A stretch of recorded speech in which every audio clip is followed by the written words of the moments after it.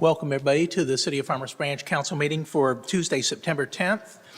Our first item of business will be our invocation and pledges, which will be led by Councilman Jackson this evening.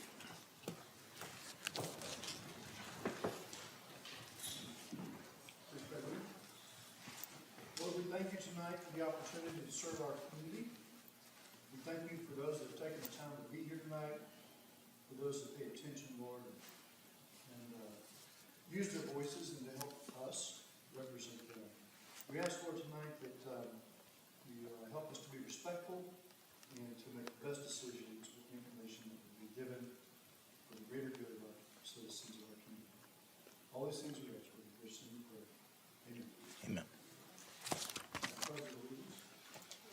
I pledge allegiance to the flag of the United States of America, to the republic for which it stands, one nation, under God, indivisible, with liberty and justice for all.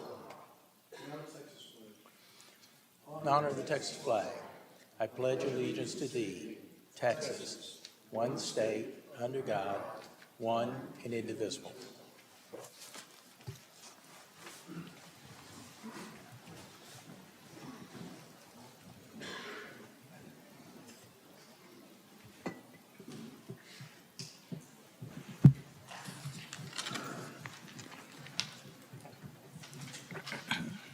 So next up are ceremonial items.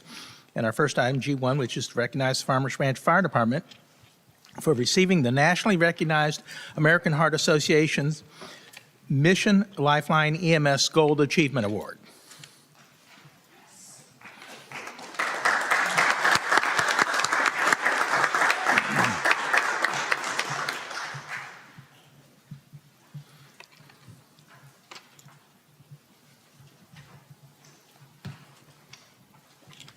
So while they're coming up, I'm going to give you a little background on it. The Farmers Branch Fire Department has received the American Heart Association's Mission Lifeline EMS Gold Achievement Award for its commitment to offering rapid, research-based care to people experiencing the most severe form of heart attack and stroke. Mission Lifeline EMS is the American Heart Association's national initiative to advance the system of care for patients with high-risk, time-sensitive disease states, such as severe heart attacks and strokes. The program helps reduce barriers to prompt treatment, starting from when 911 is called, to EMS transport, and continuing through hospital treatment and discharge. Optimal care for heart attack and stroke patients takes coordination between the individual pre-hospital providers and healthcare systems. The Mission Lifeline EMS Achievement Award focuses on agencies' on-scene care, bringing to the forefront the collaboration and contributions to patient care for pre-hospital providers. And now I'm going to call on our Fire Chief, Daniel Latimer, to come up. I'm going to present you with this nice award before I drop it. Appreciate it. Mayor, I appreciate it. Thank y'all all for being here tonight. And just want to take a moment and just recognize the team here. We have our battalion chief and admin captain. We have our EMS captain, Terry Evans, and our assistant chief of operations here with us, and assistant chief of administration. And then you have your firefighters and our battalion chief, like I said, here from Station 1 here tonight. And the reason we received this award, first off, is Captain Evans does a lot of work to put in a lot of hours for this to be possible, along with Chief Henderson and Chief Langford helping that out. But it wouldn't be possible without our firefighters here and our men and women here. They're out here making this happen. And it's because their call volumes, the response times to the calls, the way they deliver the service here, which is an excellent high level of service here in this community. And it's because of them. And so if you would, please give them a round of applause for all that they do for our community.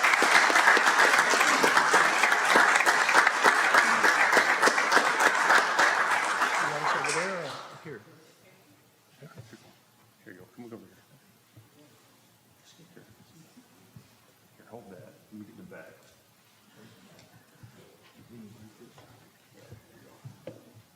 There you go, bro. Thank you.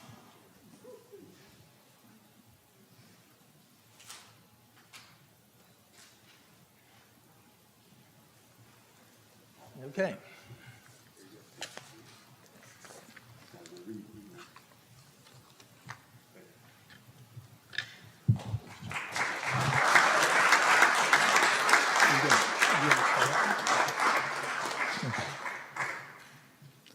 So next up is item G2, which is presentation by the State Fire Marshal's Office recognizing Farmers Branch Insurance Service Office Class 1 Public Protection Classification.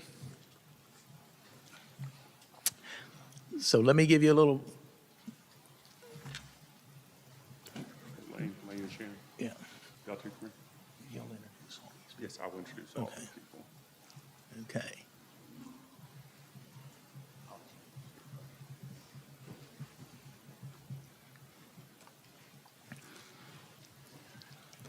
So the City of Farmers Branch currently has an ISO 1 classification. Every 5 years, the city must be reevaluated. The Insurance Service Office recently surveyed the City of Farmers Branch and submitted a recommendation about the City of Farmers Branch Public Protection Classification to the State Fire Marshal's Office. ISO collects and evaluates information from communities on their structure fire suppression capabilities. The data is analyzed using ISO's fire suppression rating schedule, and then a PPC grade is assigned, which is a number from 1 to 10. Class 1 represents exemplary fire suppression program. A community's PPC guide, or grade rather, depends on emergency communications, fire department, needed fire flows, and water supply. So tonight we have Chuck Allen, Assistant State Fire Marshal with the State Fire Marshal's Office, who is here. And Chuck, I'll let you come up. Thank you, sir. Evening, Council, Mayor.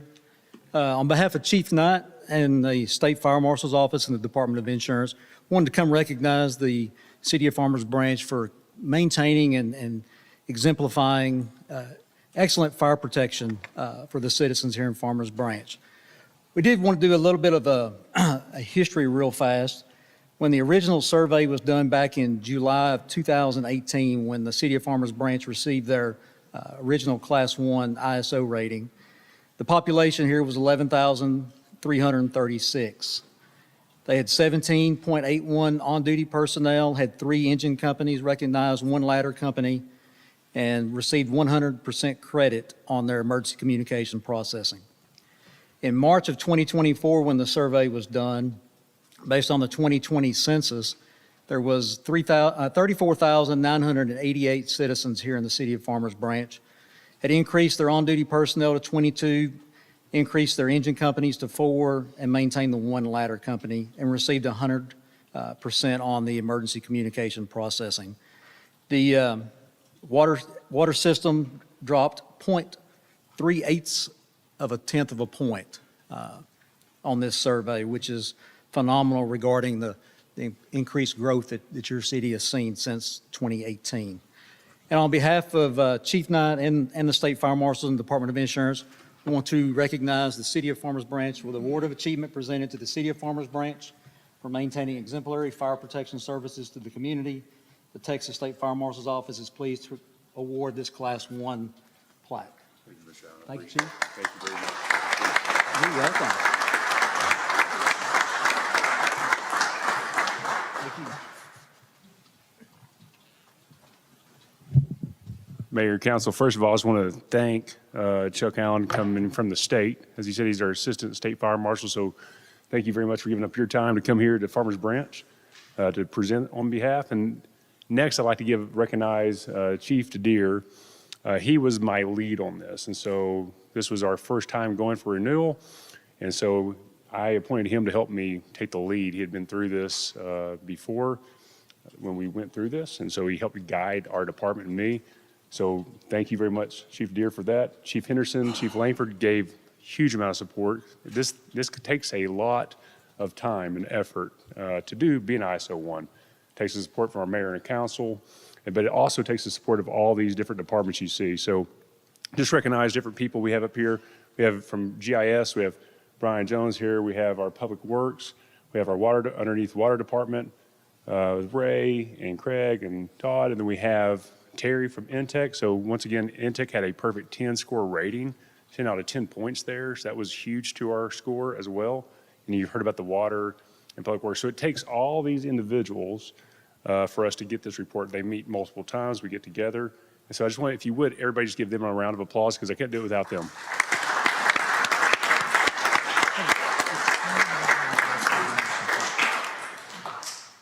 And one of the reasons Mayor's asking why is ISO 1 so important. So that's our insurance rating. So it affects our businesses and also all our residents on what we're paying, what you're going to have to pay for your insurance rates. And so since we're in ISO 1, it's from 1 to 10.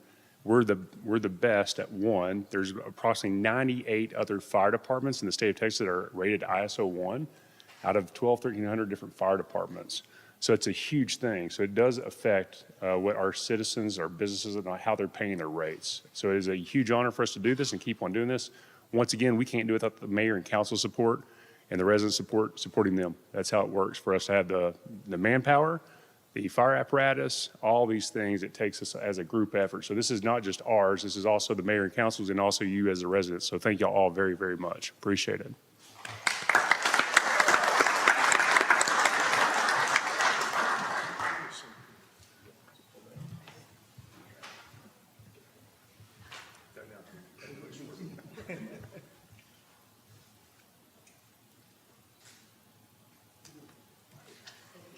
There you go. Thank you.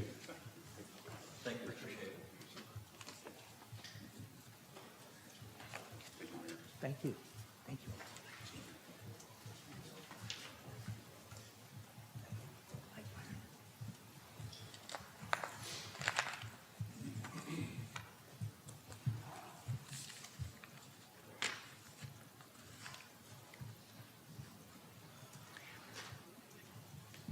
Next, I'd like to allow Councilman Jackson to come down, who has got some words that he wants to say. Thank you, Mayor. Tomorrow is 9/11. I'm going to try to get through this without choking up. There's not a soul in this city that doesn't understand the significance of 9/11.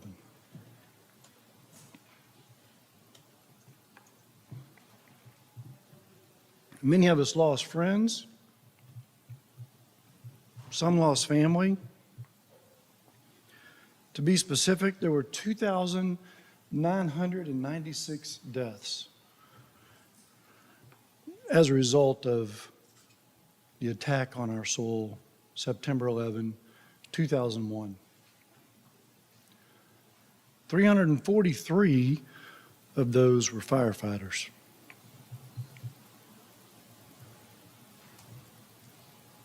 '71 was law enforcement officers. Every year, fire departments across the country organize and they climb 110 flights of stairs to remember their fallen. This past weekend, Farmers Branch firefighters did just that. We had 10 that did that.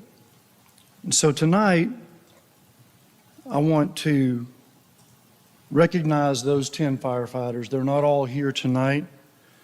And then an additional firefighter that's special to me. So at this time, I'd like to ask all of our firefighters to come up front. If you would, just line up here up the front. And I'll also ask members of our law enforcement department to come up here as well. You didn't climb stairs, but you're just as important in tonight's recognition. Just line up out here. Yeah, please. Thank you.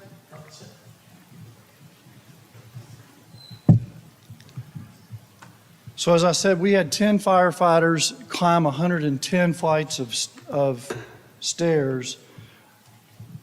They don't get to wear jogging suits. They're in full gear. It's not an easy task. But they do that to honor the fallen and their families. And so tonight, I want to recognize the 10 and those that they climbed for this past Saturday, downtown Dallas, in the Dallas area stair climb for 9/11. So I'll call out our Farmers Branch personnel and then the person they climbed for. Captain Terry Evans, climbing for Lincoln Quapi, Rescue 2. Firefighter, paramedic Jalal Salama, climbing for Michael Weinberg, Engine 1. Driver Michael Mania, climbing for Joseph Angelini, Rescue 1. Captain Kyle Green, climbing for Robert Cordes, Squad 1. Firefighter, paramedic Brandon Tuberg, climbing for John Napolitano, Rescue 2. Firefighter Juan Sanchez, climbing for Michael Fodor, Ladder 21. Firefighter, paramedic Ranga Johns, climbing for Peter Freund, Engine 55. Firefighter, paramedic Noah Morrill, climbing for Joseph Miscali, Rescue 5. Driver Rob Wilson, climbing for Bruce Gary, Engine 40. Firefighter, paramedic Corey Boyer, climbing for Richard Prunty, Battalion 2.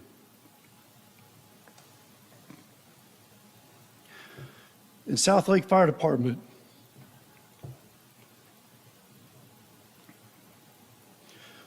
firefighter, paramedic Cameron Jackson,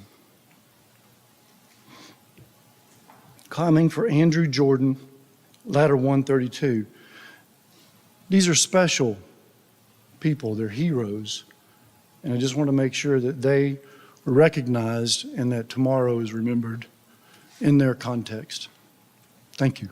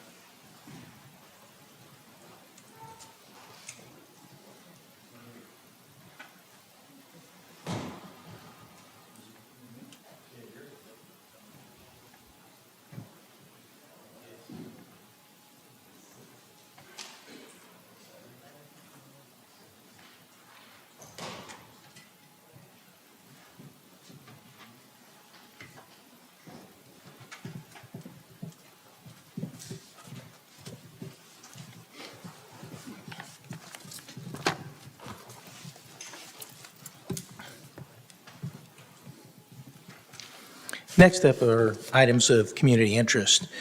And first, let me remind everybody that to mark your calendars for Tacos with Cops.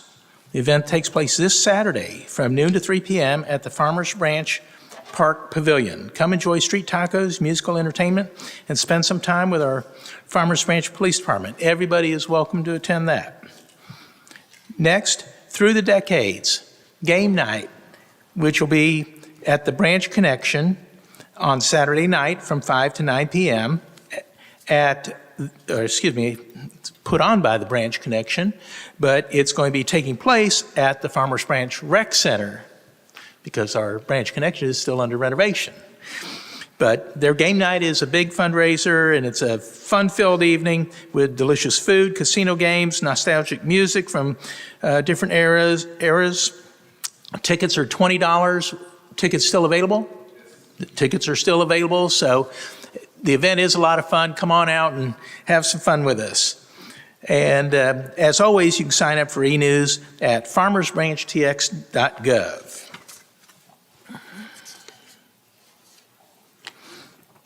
Next up are citizen comments. Let me remind everybody that there's a 3-minute time limit for each citizen. The 3-minute time limit for each citizen to speak with a reasonable limitation on speakers of one topic or item with a maximum of 15 minutes. No disparaging or inflammatory remarks directed at any member of City Council, staff, or board or commission will be allowed.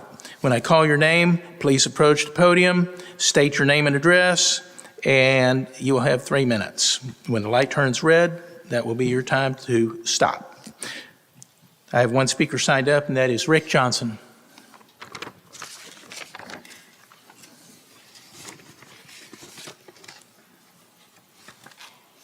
Councilmember, Mayor, Rick Johnson, Harley Drive, Farmers Branch, Texas. I'm coming up here tonight because there is a lot of disturbing stuff going around. I have a question why that we have an issue with our pipes, and it's going to cost a heck of a lot of money. It's my understanding there's supposed to be a report submitted to the governing body about this, and yet we haven't talked about it. In discussing it at one point with Mayor Terry Lynn, he had estimated that the cost of it was going to be around $400 million. But then he revised that down. With that, I asked him way back in November, because he said there was a lot of stuff that was being uncovered in the city by Ben Williamson. And I said, how come you don't bring it out and you let us know? Where's the transparency and stuff? And he promised he would. I said, what about at the end of the, deal and stuff, the end of the kind of city summary and stuff? None of it came out, still hasn't come out. It concerns me when we have extra money in the budget, but we're still cutting things. It concerns me when we closed down the Citizen Collection Center, and from what I have heard in rumors, that it's possibly being voted on tonight to sell it. Not lease it, but sell it. And, it's right down the street from where supposedly the people who want to buy it got told they weren't welcome because of the traffic and everything else, and they said, no big deal. It's just all got a stench about it. So, I would like to see more transparency. I want to see people come clean about what's going on because, we've got people that are wanting to cut stuff in the budget and then they turn around and council members get blamed for it. Oh, well, they want a tax reduction and stuff like this and everything else. Something smells in Denmark and, we're going to get to the bottom of it with or without your help. Because this is ridiculous. We don't deserve this. We don't want it. And it's time to come clean.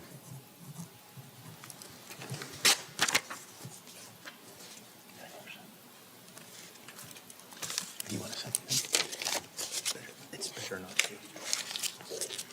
Very good. Next up is our consent agenda. I will before we get started, let me just, there is one change. Let me just let folks know that item J10 has been requested to be removed from consent agenda and placed on regular agenda, so it will become item number L7 on the regular agenda. So with that change, I'll entertain a motion. Well, I'll make a motion to approve the consent agenda with the exception of J10 being removed to regular agenda. Mayor, I'll second. Thank you. We have a motion and a second. If you would, please indicate your vote.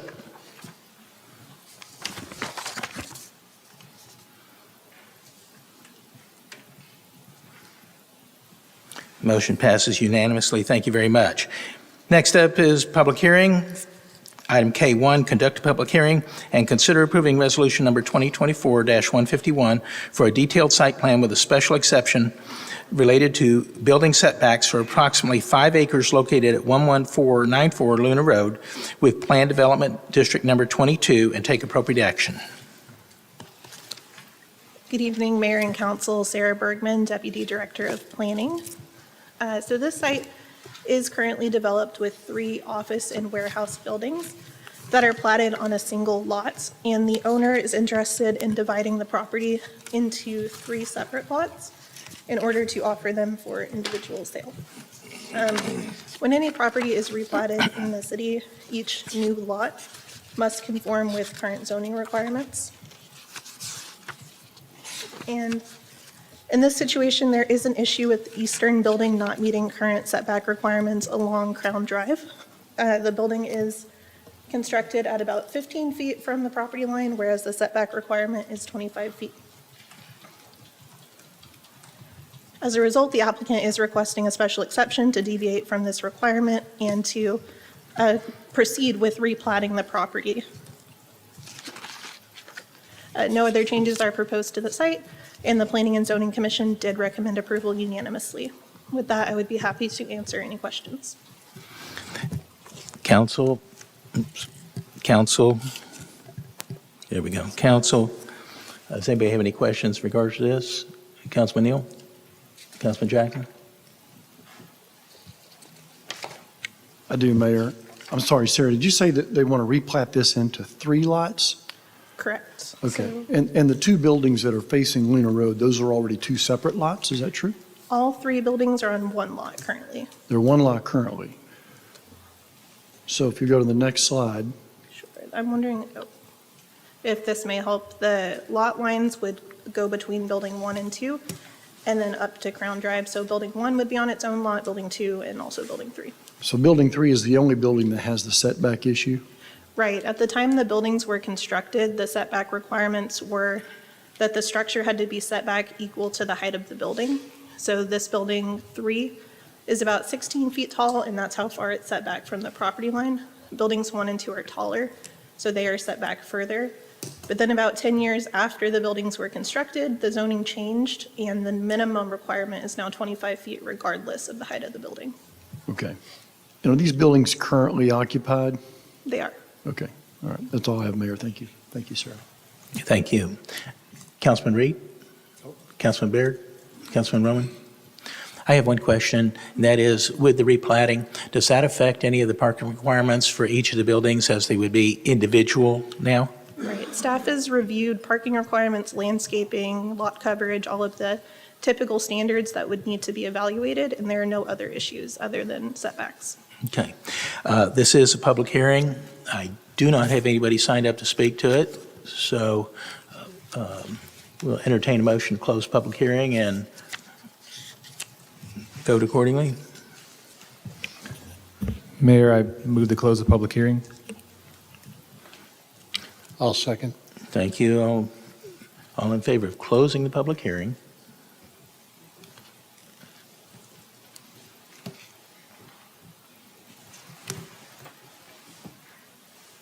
Stacy, this is just a closing. Yeah.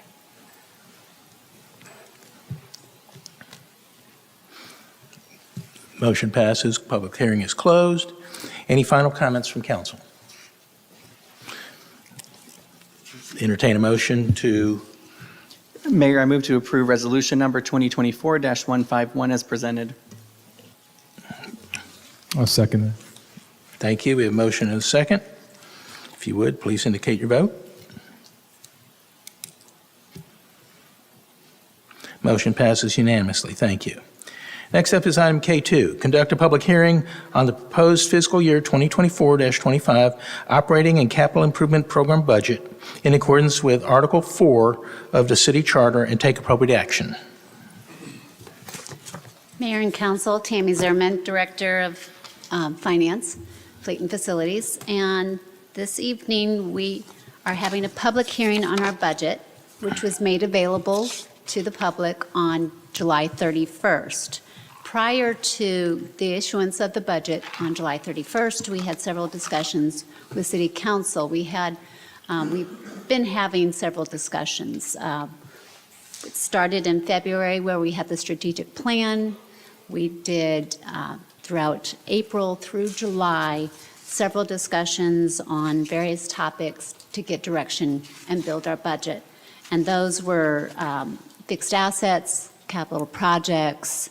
We had our salaries and benefits positions, our revenue planning and events. And so this evening, we're having the public hearing where we'll get citizen comment. And then on September 17th, we will have a public hearing on the tax rate. And then once that's opened and closed, we will have a vote to adopt the budget, which includes that tax rate. And then we'll ratify the tax revenue that went into that budget and adopt the tax rate. So the slides that I have before you were presented in a trifold that we had at our August 27th town hall.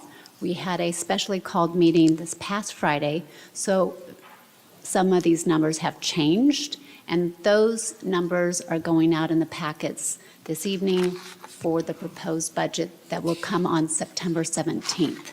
So I'll just quickly kind of go through these slides. We've been having these discussions that when we are presenting what our portion of the tax bill is, when our residents get their tax bill, we are just one of the 5 entities that are being charged to their residents. And we're about a quarter of that tax bill. We also compared what we pay from an apples-to-apples comparison, where different various municipalities have maybe a lower homestead exemption or a lower senior or disabled exemption. We were a very good fit and top of the list of having a low tax bill when we compare to other Dallas cities and other cities that we are compared to often. And we did propose in the budget that came out on July 31st, a decrease of 2.75 cents. And we have changed those calculations, and those will be presented in the packet that goes out.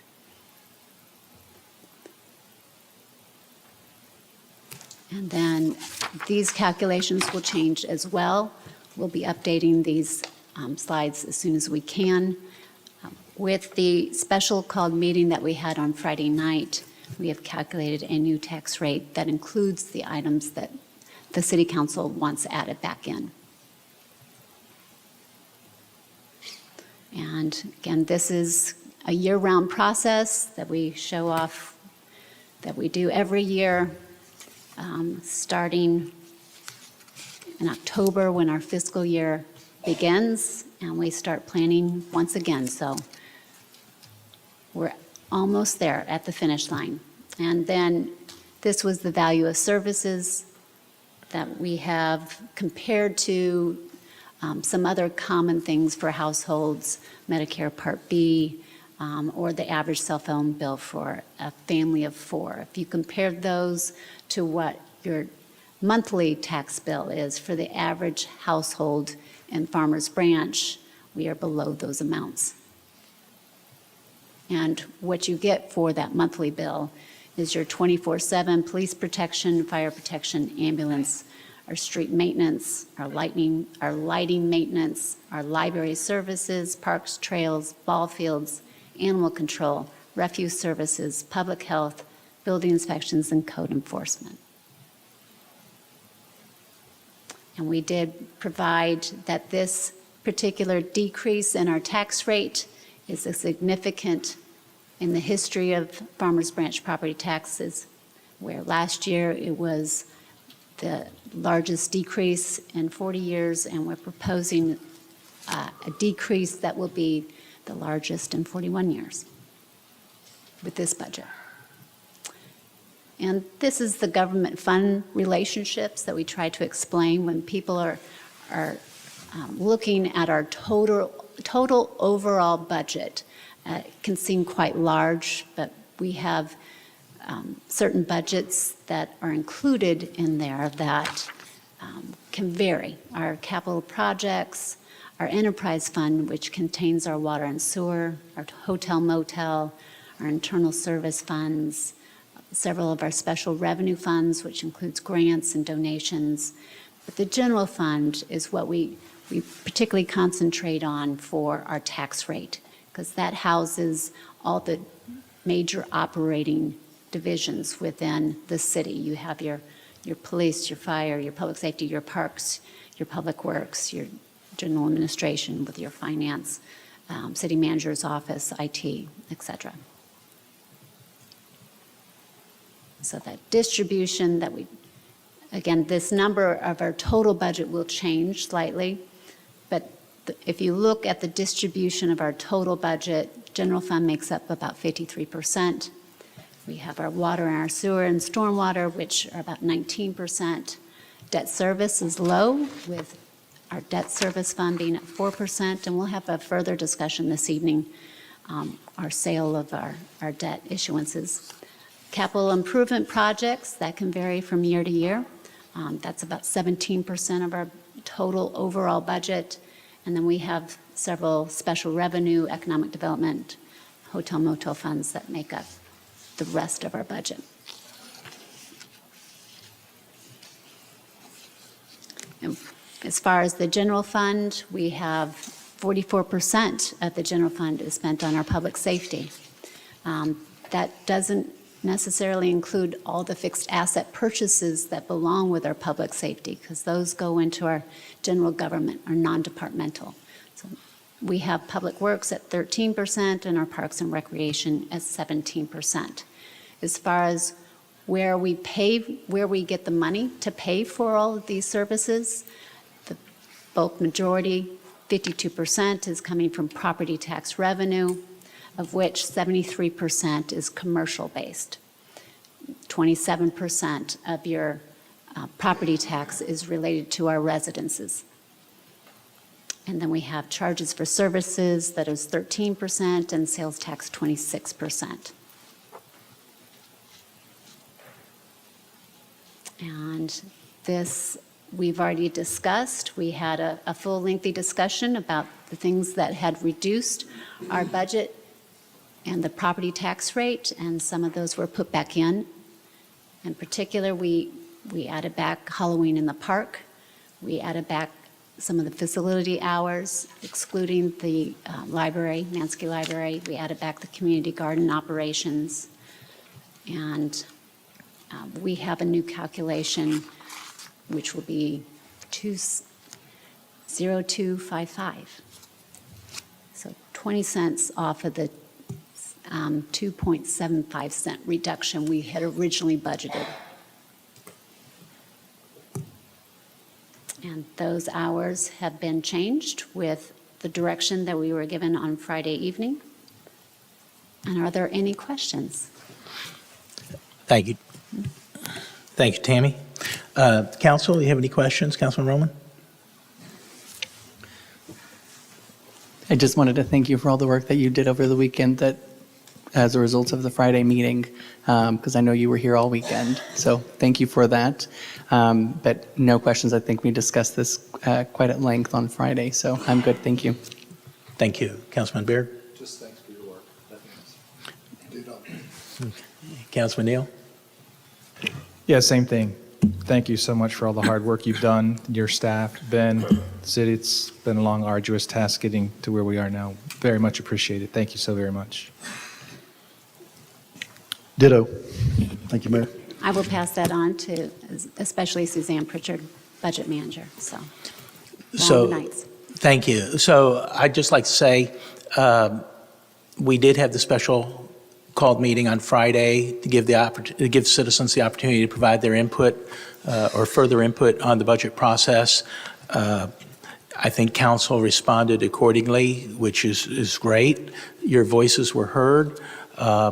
I made the comment to Tammy that, oh, well, you just got to go in and change a few numbers on your spreadsheet and fix it all. And I thought she was going to knock me out. I'm sure she worked all night Friday and probably most of the weekend getting all this done, but it is a team effort. So thanks to you, thanks to your department for putting in the time necessary. I think the process was very good that we went through the exercise and everything that led up to this. Again, the budget is scheduled to be voted on next Tuesday evening. Correct. But this is a public hearing. I do not have anybody signed up to speak.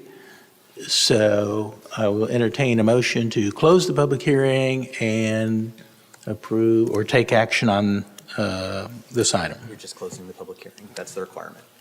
Okay. So we will close the public hearing first. Is there a motion? Mayor, I'll make a motion to close the public hearing. Thank you. Second. Thank you. We have motion and second to close the public hearing. All in favor?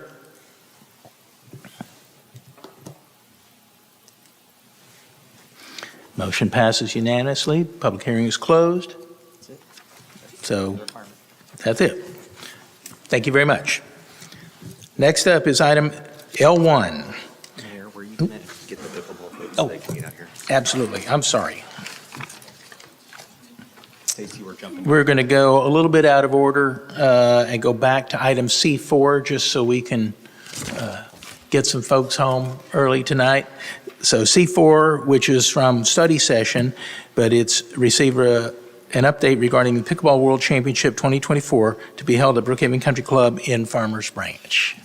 Thank you, Mayor and Council. I'm Meredith Dowdy. I'm with the tourism team. I'm excited to be here to share some news about the 24 UPA World Championships that are coming back to Farmers Branch after a very successful year last year. So just a little bit about the event this year. We do have two events that are wrapped into one. The first one will be the Major League Pickleball event. It will be on Friday. It'll start on Friday, November 1st, and it'll run through Sunday, November the 3rd. That will include team play and then Duper collegiate play. So we do have some college teams now that are playing pickleball, and they will be in Farmers Branch to play against each other. So that's kind of a new thing for this year in that event. Then we also have the UPA World Championships, which is probably what most people were familiar with last year. It was Monday, November the 4th through Sunday, November 10th. And this is going to be a ton of fun. It's a huge pickleball party is what they call it. It's going to be Pickleball Boulevard. It will be pro play on championship court. We've got the state champions division. So that is the golden ticket winners from each of the states will be traveling to Texas to play against each other for that world championship. This year, they are opening it up to amateurs to play, and they are also opening it up to locals to play. So if anybody local wants to play, you can also register this year. You don't have to be that golden ticket winner. We will also have our Celebrity Pickleball Showdown, which was really fun last year, and then tons of entertainment on Pickleball Boulevard. So it'll be all the sponsor activations, food, beverages, and lots of live music on Pickleball Boulevard. This year's expected attendance is between 4,000 and 9,000 people per day, and we have hotel blocks at 7 different Farmers Branch hotels. So these are the two different venues that will kind of be affected by this event that we wanted to highlight. So the event is held at Brookhaven Country Club, and this Google image is actually the pickleball event last year, which is actually pretty cool, the aerial images of the event from last year. So it will be hosted here again. We have lots of pickleball courts, and it will be right off of Brookhaven Club Drive and Golfing Green. And then parking will be located at the Dallas College Brookhaven campus again this year, and shuttles will be running from there and all of our hotels that have the room blocks over to Brookhaven Country Club.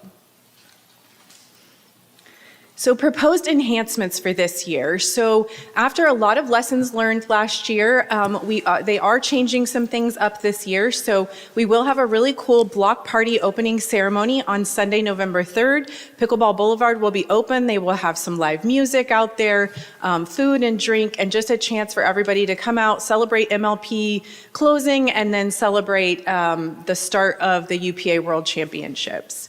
We will have a lot of variety of acts on the Boulevard stage this year. Those will be actually throughout every single day, and they'll have a more well-known act in the evenings every single night. They will be adding additional restroom facilities. They were aware that that was an issue last year. More concession options and locations this year, more spectator seating on the amateur courts, and then open play for anyone who wants to register, like I mentioned. Parking and traffic, so we are adding a lot more no parking signs this year thanks to our Public Works team, and then additional parking measures on Brookhaven Club Drive. So for our residents this year, we do have a 25% discount for residents. That code is Pickleball. If you go to their website, if you go to UPA's website and use that, you can get 25% off your tickets. And then we are also implementing the ordinance for special event parking that we had, or that we started last year. So that will be on a select number of streets near Brookhaven Country Club. And those residents will be notified via letter with parking passes that they can utilize during that time period. The other thing we have is a pickleball open house, and this is an opportunity for residents to come ask questions. UPA will be there, which is the event organizer. Our city staff will be there, and Brookhaven Country Club will be there. So if you do have questions or you want to just come in and talk to us about what's going on, you want to purchase tickets, you want to sign up to volunteer, we will be there that evening to do all of those things for our residents, and that is Wednesday, October 2nd at Brookhaven Country Club. And then I'm going to let Perla answer these questions. Perla Tavera, Director of Economic Development, Tourism and Planning. So the city actually took over the grant sponsorship. Last year it was the Dallas College. So part of the grant sponsorship, the event letter of agreement, which will come on the 17th of September. So we submitted it to the state and were approved and were awarded a total of $467,497 with a local match, which again will come on the 17th. A letter of agreement is required for the event trust, but we did want to let you guys know, and that will be in the next meeting. Now back to... Thank you, Perla. And that's it. So we're excited to have this event back, and I'm here and happy to answer any questions you all may have. Council, does anybody have any questions? Councilman Neal? This is very exciting. Just one quick question. You mentioned that the open house will be on October 2nd. Do you have a sir. time? What particular time? Yes, it's going to be at 6:30 p.m. Okay, great. Thanks. 6:30 to 8. 6:30 to 8. Thanks, Yes. Mayor. Thank you. That's all I have, Mayor. Thank you. Questions? No? No? Okay. Very good. Is that it? Thank you. Thank you.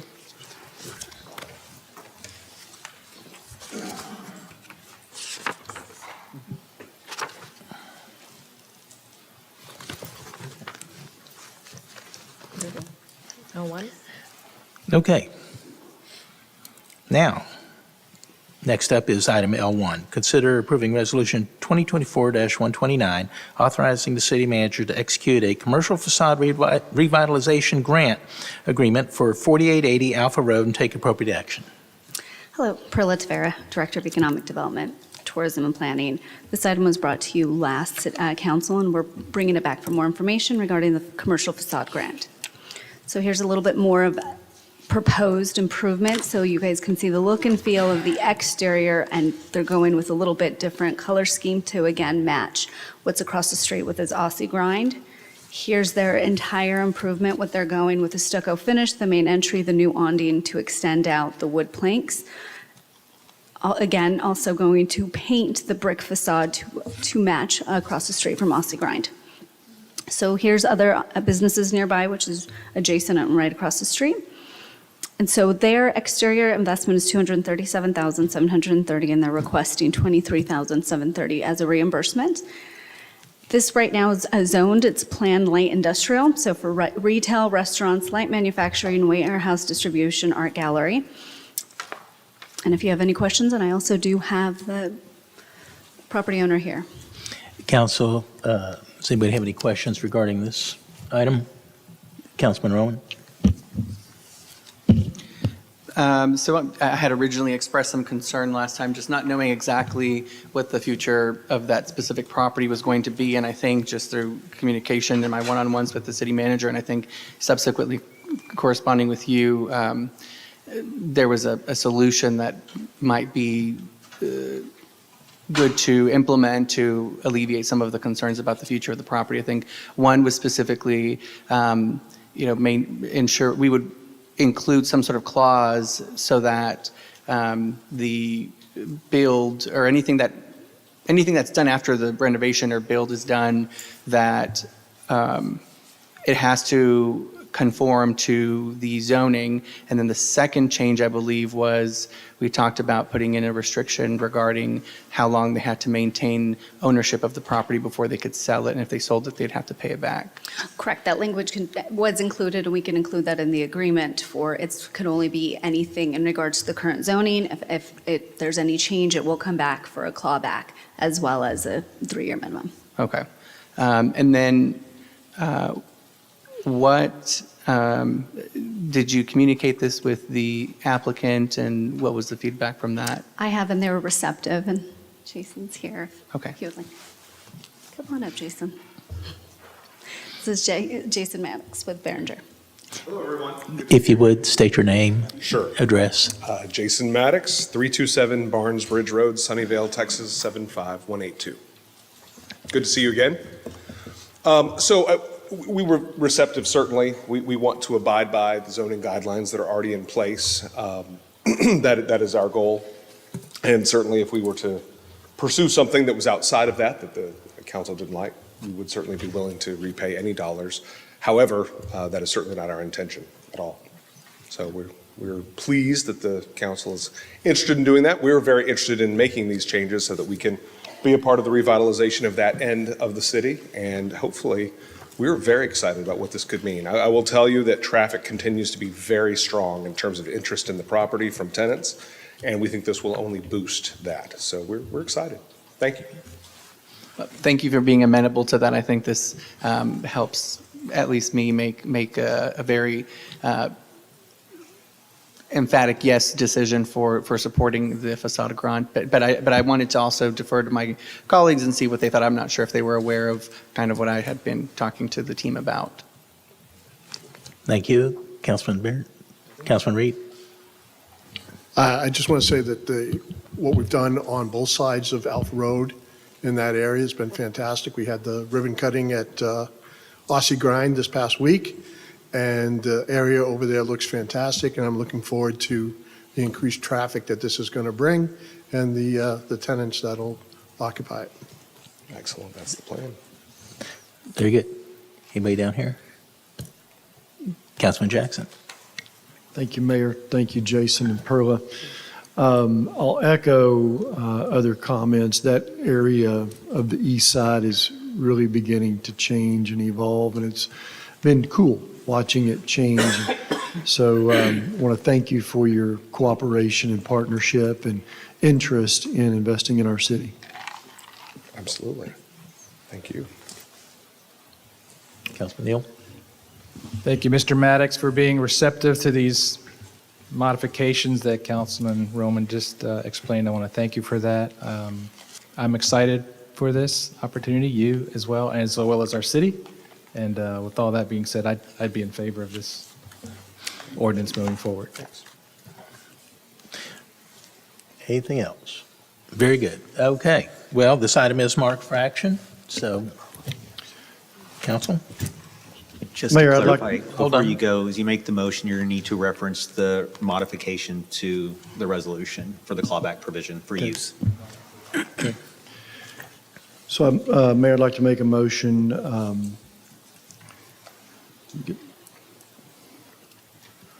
to approve Resolution 2024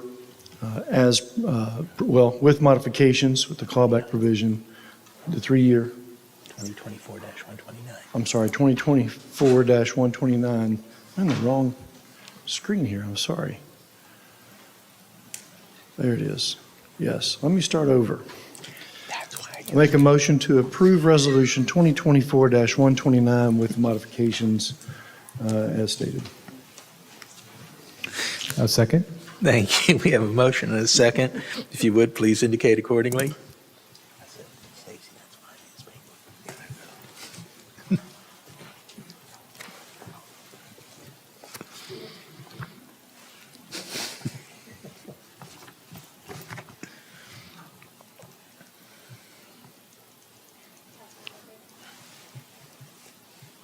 I tapped it and it went away.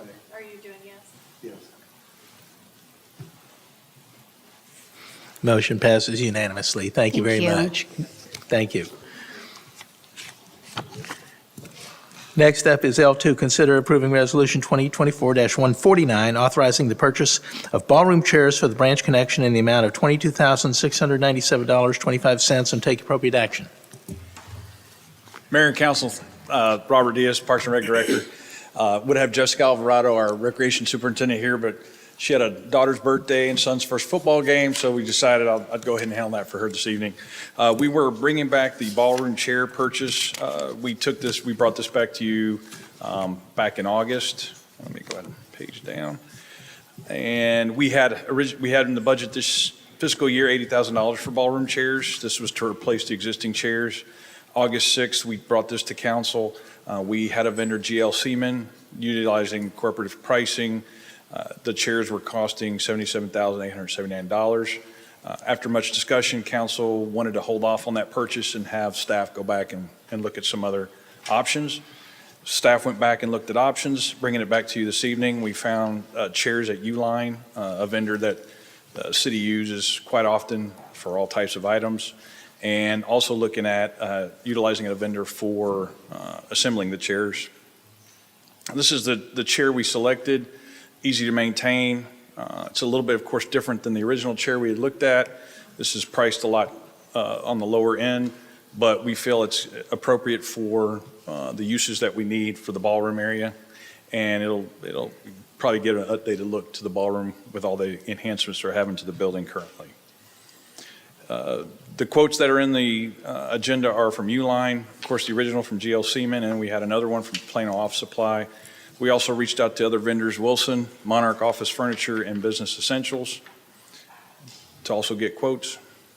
And this is where we are. We have a resolution, even though the item with the assembly is under the $50,000 threshold, we wanted to go ahead and bring it back to kind of close that loop to move forward with the purchase. And I'll answer any questions you might have. Thank you. Thank you for doing your research on that. Councilman Roman? I just wanted to thank you and Ms. Alvarado Valdez for helping with, looking at different quotes and not just looking at the one that I had found, but doing a little bit more research beyond that to make sure that we had the best chairs for the need that we were trying to fill. So thank you for that. Thank you. Yes, great job. Thank you very much. Councilman Reed? Good? Councilman Neal? Yeah, real quick, on the chairs that were selected, it's slightly different than what I guess the original ones were. Did you have any discussions with maybe the senior advisory board on this particular chair selection? No, we had looked at the original chair. We had taken that to senior advisory. So very, very similar to the chair that we had looked at with them. Just the quality of the chairs, definitely a little bit different because they're a little bit cheaper chair than the original, but on the same type of chair. I think the biggest concern we had from them was durability, something that would clean easy. We definitely had chairs with arms and without arms, and those were the big items that they were concerned about. Okay, thanks, and appreciate you looking at those other options and No problem. bids. Thank you. Appreciate it. Thank you. Councilman Jackson? Robert, one of the items that was discussed in the last meeting over this was, there was some concern in purchasing chairs that might have a tipping hazard. So if these chairs, if you've gotten one of these chairs, you've tested it, there's no concerns about this chair. I don't remember what the prior chair looked like, but I do remember it seemed to have a bit healthier look to it than these. Yes, sir. And that was the reason for the cost difference. We actually have samples of the chairs up in our offices. We tested these chairs? of these. Correct. We had Uline send us two different types of chairs. One similar to the ones in this room, and then with a little bit more cushion. And then these were a little bit thinner cushion, but for whatever reason, the frames on these are a little more durable than the other ones. And then, of course, it's a different chair than that first spec'd out. I think that chair was 2 to 3 times the cost of this one. So, but in regards to but very similar structure, we feel like this is durable. And actually, the frame on this one is very similar to the original chair we looked at. Okay, very good. Thank you. Mm-hmm. Thank you, Robert. I just want to ask, since we have members of the Senior Advisory Board here in the room, y'all good with this? You care to? You want to come up and make comment?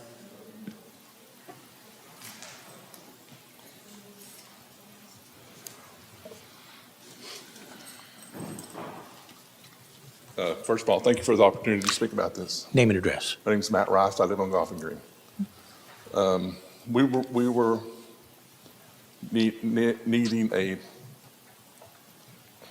fabric rather than vinyl. But we don't think that the vinyl is going to be appropriate for what we need. And also, I'm curious about the arms. Are all the chairs armed? We have 50 with arms. And how many without? 200 without. 50. That's another concern. But the vinyl is not what we were looking for. We were looking for something more like what we have in here. Okay. I think the U-line chairs had the cushion like this one. We've seen it. We have another one that's similar to this. These chairs would be a lot better. Something similar to what we have in here rather than the vinyl. So what would be the cost difference between these vinyl chairs and fabric covering? I'd have to check. I think they are a little bit more expensive, the ones with these cushion than these. So Okay. we'd have to bring that back to you. So let me just ask council if they would like to wait, have Robert bring back cost comparison, but you have a question? I do have questions, Mayor. Thank you, Matt. I've been to the Branch Connection. I've seen the chairs used at breakfast. Folks sit in these chairs for an hour or more at a time. The new chairs, I'm assuming, are going to be the same purpose. Talk about some of the other activities that our active adults use these chairs in that appears to cause some concern with quality, cushion, fabric, that kind of thing. Well, the first thing that comes to mind is our chair volleyball. And with the chair volleyball, I mean, you're sweating, the vinyl's going to be sticky. There's going to be a lot of people complaining about that, whereas the cloth would be a better seating arrangement for the athletic part of the chair volleyball. And dances, we have about 2 hour dance on Monday nights. But the vinyl, sitting in a vinyl seat is not going to be as comfortable and as well accepted by older adults that more of a fabric would be. Anything else? Are 50 armed chairs and 200 armless chairs? Is that an appropriate? That's a good number. That's an Okay. appropriate number. All right. Yes. In my That's- opinion. Yeah, that's another thing. We have bridge players that they're not going to want to sit for 2.5 hours in a vinyl seat. It's just not something they're going to like. I mean, the chairs that are in here are quite comfortable. These are good chairs. Actually, these are quite comfortable. I haven't sat in one of these or seen it in real life, but it does not look comfortable to me for long periods of time and sitting, and particularly considering our, the seniors and, some of them might get uncomfortable pretty quickly, maybe more so than A young man like yourself. a young guy like myself. I was trying to find a way to say that right. Thank you. Okay, that's all I have, Mayor. Thank you. Very good, thank you. Councilman Roman? So Robert, you've got a quote here from Uline that's for the chairs that are similar to these. So I don't know that you need to go back and do any more research because that's already been done. That's a total of $19,708.25. And I think I hear the concern about the use of the chairs for volleyball and certain activities like that. And I had looked into that, and my understanding is that, correct me if I'm wrong, there's usually during chair volleyball there's about 16 people playing at one time, right? Yes. How often do you guys play chair volleyball throughout the year? Actually, there can be up to 24 players at a time, Mhm. and they play 3 days a week. Okay. So. And so I'm wondering if we buy maybe, if there are certain chairs that if safety is the issue for use during like the volleyball activity, then, rather than buying such a large array of chairs for that very specific purpose, we look at buying chairs that are comfortable, that can serve for a variety of purposes, and then we specifically look at buying, 25 or 30 chairs that would be specifically used for the chair volleyball if safety or durability during that activity is of concern. Does that make sense? It does, kind of, but we also need to also think about the 36 players that we have on bridge that play for about 3 hours, 3.5 hours on Monday mornings, weekly. And they're not going to be comfortable in the bottom chair. I was talking about the chairs that look like these. Yes. Right. So, if we had 50 chairs like this. No, I meant the 250 chairs would be like these. Oh, that'd be great. And then if there was a concern about those specific chairs serving the purpose of the volleyball tournaments that you guys have, you buy a smaller selection of some other chairs that might be more appropriate if safety was a concern. Does that make sense? These would be fine. Yeah, okay. These would be fine for all of our functions. Okay. Well, that's the U-line. Yeah. We can get a new quote with the chairs that are similar to these. We'll just have to bring it back for council to review. So what's the difference between these and the U-line chair that you have upstairs? I think we have one that's similar to this one upstairs, and we have the vinyl one that we got one of each. And there was a price difference, and so we looked at this one, and from a staff perspective, I understand Mr. Rice's concerns on the comfort. We were looking more for durability. These are the ballroom chairs. We are, for the rest of the building, getting furniture for each of the rooms. So the activity areas will have their own set of chairs in each of those areas. This is specifically just for the ballroom, but we do have those functions like the volleyball and things in there that we have to think about, so. Yeah, okay. So- May I suggest that you bring those chairs to our board meeting this Thursday, so we could look, maybe there may be some comfort in those chairs that we're not aware of. Yeah. But we would like to be part of the decision-making process. So here, I'd like to table this item until you all have had a chance to weigh in as senior advisory board, and then depending on what they say, maybe you come back with a couple more options, since we don't need them today. Right. But this will give you some time, whether you do it in the next week or it's in October. Okay. We've got time. Go ahead. Mayor, is this item marked for action tonight? Is this item marked for action? Yes, but I'm going to Okay, table. then I'd like to move that we table this. Already did. Okay. Okay.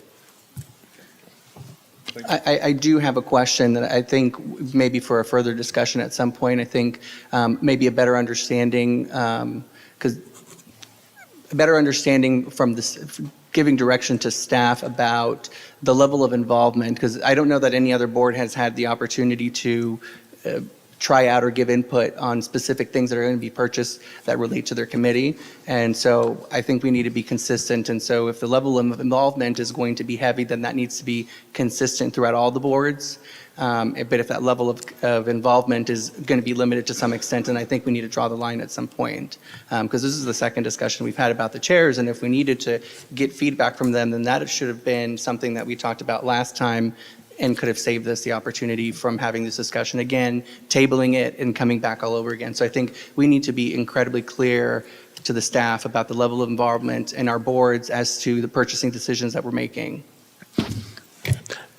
So I believe that in and of itself will be another discussion that we Yeah. have, and we can put that on study session Yeah. agenda or a future agenda item. Sure. Absolutely.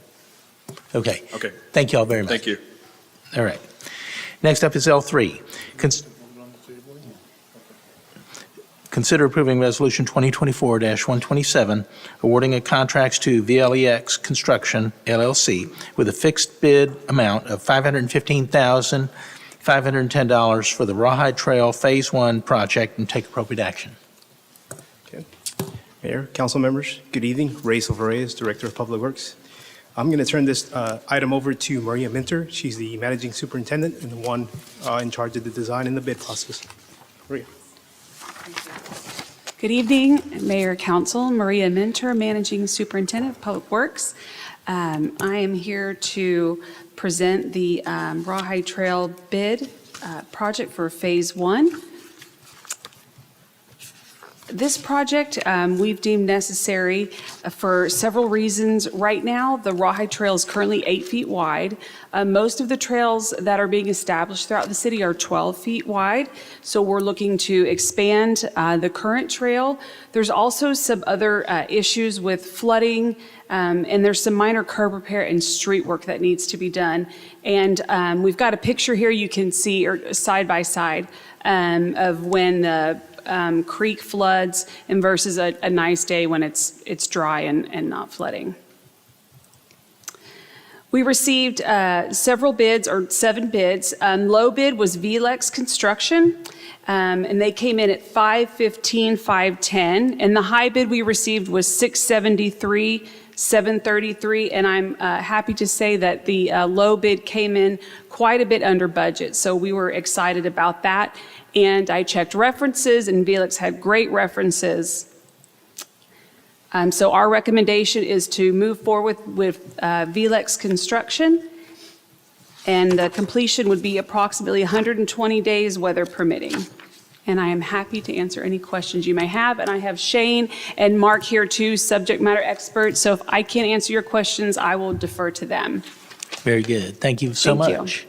Councilman Neal, any questions? Councilman Jackson? What part of Rawhide Trail is this project going to be on? Good question. This would be from Webb Chapel to Josie. So it would be on the north side on Rawhide Parkway from Webb Chapel to Josie. And so all of that sidewalk is going to be torn out and replaced with a 12-foot wide? We will, it will be torn out, yes, and we will use some of the existing path where it's not in the flood area. Where it is in the flood area, we will move it up so that it's out of that flood area. Okay. Yes, So and we the- will do this in phases too, so as to not shut down the entire trail from Webb Chapel to Josie. As it's being worked on, it'll be done in little chunks. Okay, so the idea is that we won't have any sidewalk that's going to be down in the flood zone. Correct. Okay. I mean, I've seen that water get pretty high through Yes. there. Okay. That's all the questions I have, Mayor. Thank you. Thank you. Councilman Roman? Councilman Baird? Councilman Reed? Hi. Hi. Quick question. Has VLEX done any work for or within the city before? No, they have not done work with Farmers Branch before, but I did contact several of their references. They've done work in Saxe, City of Lavon, and Carrollton, and all of them had great references. In fact, I spent about 15 minutes on the phone with my counterpart in Carrollton talking about their work. So everybody had rave reviews and would use them again for other projects. Fantastic. Thank you. Yeah, thank you. Thank you. Council, this item is marked for action. Mayor, I move to approve resolution number 2024-127 as presented. Thank you. I'll second. Thank you. We have motion and second. If you would, please indicate your vote. Motion passes unanimously. Thank you very much. Thank you. Next up is item L4. Consider adopting ordinance number 3888, authorizing the issuance of general obligation bonds series 2024 in an aggregate principal amount not to exceed $2.5 million, levying a tax in payment thereof, authorizing the execution and delivery of a bond purchase agreement, and paying agent registrar agreement and a bond counsel engagement letter, and take appropriate action. Mayor, Council, Tammy Zimmerman, Director of Finance, Fleet and Facilities. So we are combining 2 of the agenda items tonight with this presentation. We had our sale this morning, our preliminary sale, and so I will briefly go over how we got here, and then I'll bring up some subject matter experts. So we're going to finish. cover L4 and L5, same presentation. Correct. Do I need to read L5? Huh? Should be good. You just. Hold on. So since we're doing it that way, L5 is consider adopting ordinance number 3887, authorizing the issuance and sale of combination tax and revenue certificates of obligation, Series 2024, in an aggregate principal amount not to exceed $10 million, levying a tax in payment thereof, authorizing the execution and delivery of a purchase agreement, a paying agent registrar agreement, and a bond counsel engagement letter, approving the official statement, enacting other provisions relating thereto, and take appropriate action. Perfect. Thank you. Okay, so back in May, we had a bond election where we approved general obligation bonds. We had $500,000 that was to go to our economic development revitalization. We had $2 million for the branch connection phase 2 remodel, and we had $5.5 million that was going towards our water infrastructure improvements. We have, in the packets, we had a preliminary ordinance. On the table was handed out the final ordinance with our interest rates and our pricing, because we had that preliminary sale this morning, which we'll talk about that here in a second. So we started this out with, we had several key dates. We're sitting right now on authorizing the issuance of these bonds and certificates. So it was a total of $12.5 million in issuance. And again, it's $10 million in certificates of obligation, also known as COs, which $5 million is for our 911 dispatch center, and $5 million being for our public safety vehicles and equipment related to those vehicles. Again, $2 million of the branch connection remodel phase 2, and $500,000 for the economic development fund. It was also in this sale.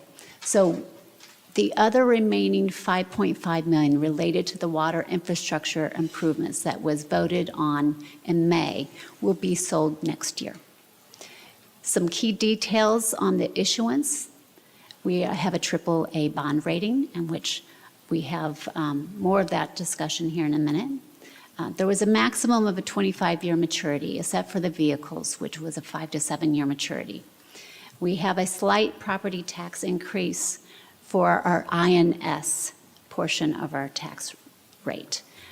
So it's 0.054235, and that's about a little bit, it was 0.0486 prior to this. Should that be 0.0054?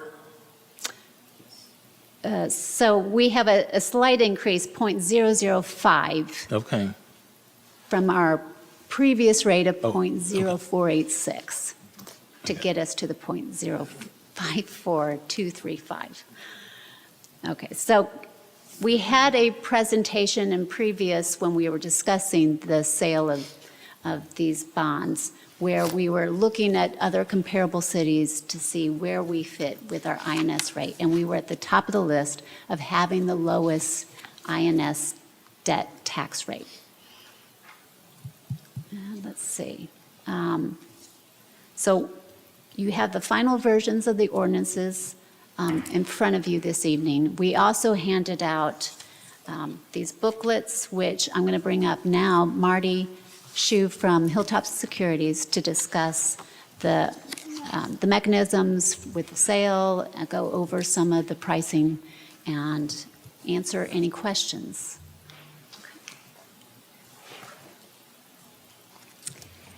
Good evening, Mayor, Council. Marty Shu with Hilltop Securities. We represent the city as your financial advisor. We prepared these booklets, and I'm just here to give a little bit of additional color on your bond sales. So you have 2 issues of bonds that were sold in the market today. Your bonds were sold through a negotiated sale, which means your underwriter, Stiefel, was selected in advance of the sale and given the opportunity to pre-market the bonds to the public. They were officially received for sale today after about an hour and a half, 2-hour order period, and I'm pleased to report that your underwriter was able to provide a bid to underwrite the bonds that produced a true interest cost on the GOs of a 3.54% and a 3.67% for your certificates of obligation. It's important to note that that's below our preliminary estimates. As you can imagine, we've seen a lot of market volatility over the last year, couple years, really. I think we were using estimates upward of 3.80 and 4% in our preliminary numbers, so we're very pleased with the results. We do, in the packets before you, we did include a full set of the final numbers for you behind tab A, so you can see what those interest rates translate to in dollars over the life of the bonds. Both of those transactions have been sized. The payments together have been sized to meet your tax rate targets that you've been approving as part of the budget process. And that does translate to a projected INS rate for next year of 0.0542, as Ms. Zimmerman already mentioned. We do also have a post-analytics report that tells us that you had over 2,700 unique views of market participants and buy-side participants that were actively interested in your bonds, which we view very positively. And a very large reason for the favorable results for the city is directly due to the strong credit ratings of the city. So as part of the normal bond issuance process, the city had to apply for and purchase a bond rating. Members of city staff sat down with 2 rating agencies, S&P Global, Standard & Poor's, and Fitch Ratings. They had to answer a lot of questions and provide a lot of information so that both of the agencies could conduct a full credit assessment on the city. And I'm pleased to report that S&P Global affirmed the AAA credit rating, and then I'm super happy to also report that Fitch Ratings actually upgraded you to the AAA status. So this is the perfect score. You can't get any higher. You're in a very elite category of cities, so congratulations, big congratulations to you. The credit rating of the city is very important because it's just like you or I, our own personal credit ratings. So the higher your credit rating, the lower the cost of borrowing when you go to apply for a mortgage or purchase a car. Same holds true for the city. So the higher your credit rating, the lower the cost of borrowing when you go to issue bonds. So you have a perfect score. Can't get any higher. Big congratulations. Behind tab 2, we've included each of the rating agencies releases a full write-up and report in connection with the rating release. I do encourage you to read those in their entirety. They do focus in on the very strong management and financial position of the city. This is the last step of the bond issuance process, so by adopting the ordinances before you tonight, you're effectively accepting these bids, locking these interest rates into place for the life of the bonds. They will then go to the Attorney General for their approval, and you will receive the money on October 10th. I'm happy to answer any questions that you might have. Thank you very much. I have one question. That's on the $2.5 million. That's pretty small issuance. Is that going to be, you think that'll be just placed with one buyer that'll take all of that? It possibly could. We haven't gotten the allocations from the underwriter yet. So they took all of the orders and they submitted their bid, and they're finalizing all the orders and allocations after the approval tonight. So I don't know how many holders will be participating in that. I suspect there might be more than one, though. And one thing I just thought of that I didn't mention was that you'll notice that difference in the interest rates between the GO and the CO. The only reason why there's a slight difference there is because your GO is being amortized over a shorter period. So that has a 15-year amortization, whereas your CO, a portion of that is being amortized over a 20-year period. Hence the difference in the rates. Council, any questions? Councilman Roman? Thank you for being here today. So I just have a question. So under tab A, page 4, it talks a little bit about the net proceeds that we're going to be receiving. It looks like it's a little bit over from the $2.5 million.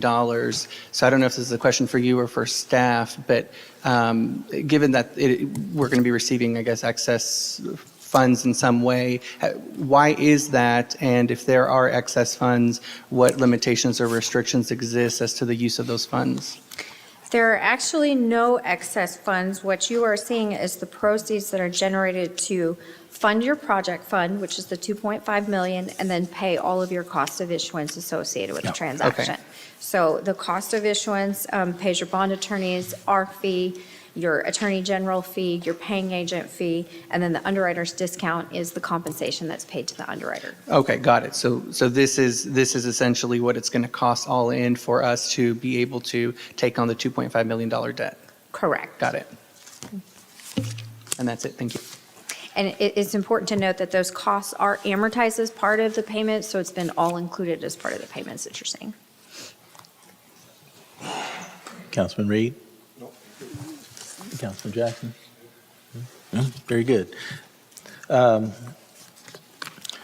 So this item and L5 are marked for action. We'll take them individually. So entertain a motion on L4. Mayor, I'll move to approve ordinance number 3888, providing for the issuance of City of Farmers Branch, Texas General Obligation Bonds, Series 2024, in an aggregate principal amount not to exceed $2.5 million, levying a tax and payment thereof, authorizing the execution and delivery of a bond purchase agreement, a paying agent registrar agreement, and a bond counsel engagement letter, approving the official statement, enacting other provisions relating thereto, and declaring an effective date as presented. Mayor, I'll second. We have a motion and second by Councilman Neal.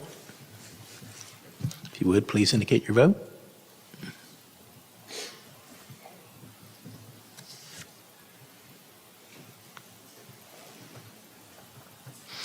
Thank you. Motion passes unanimously. Now, entertain a motion for L5.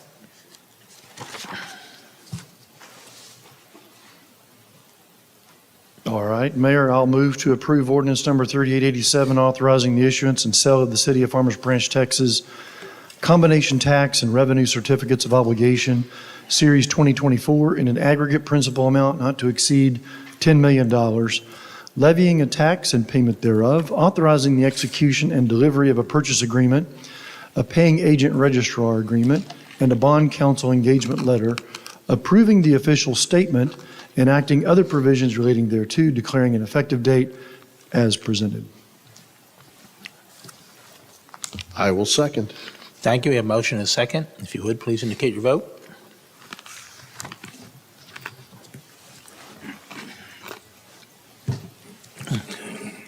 Motion passes unanimously. Thank you very much. Next up is L6.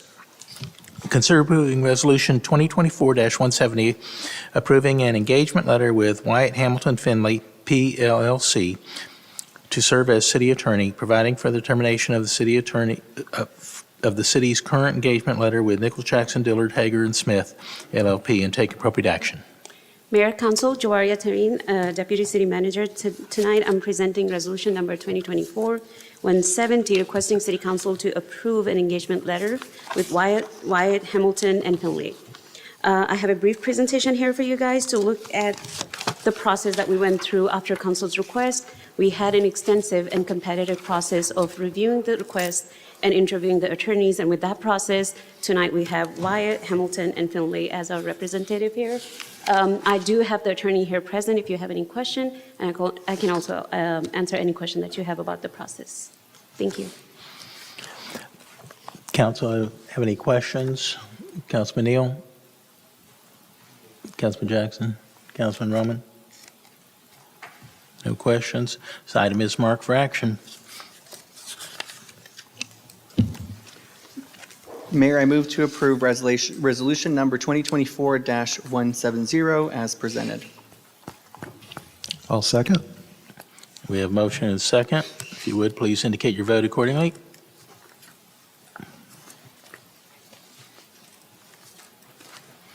Motion passes. Thank you. Next up is item L7, which comes from the consent agenda, which was J10. Consider approving Resolution 2024-138, authorizing the purchase of two new 2023 Ford F-150 Lightning pickup trucks and a 2024 Ford F-250 pickup truck from Rush Truck Center through the Texas Local Government Purchasing Cooperative by Board in the amount of $185,554.55, and take appropriate action. Catherine Lee, Deputy Director of Finance, Fleet and Facilities, here to answer any questions.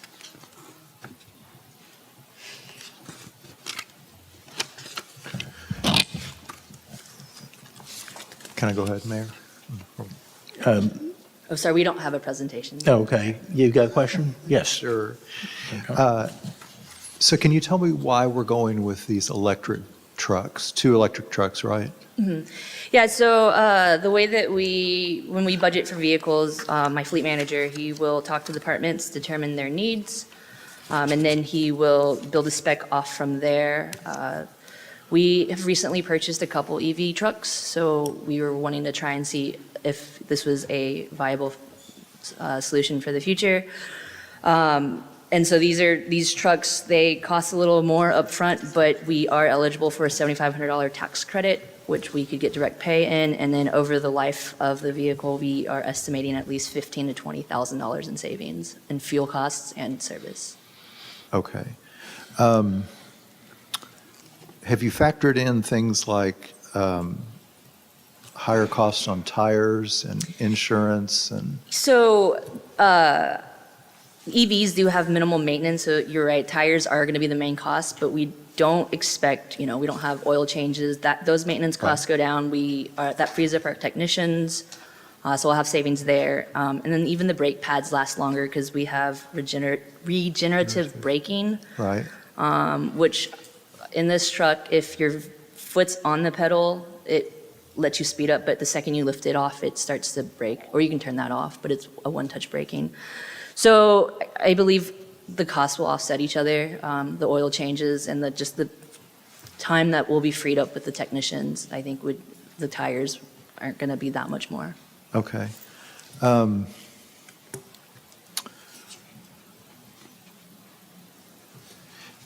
Can you tell us how much more expensive is this for the same thing Yeah, in a absolutely. non-electric? Absolutely. So the departments did request a Super Crew, which is a 4-door.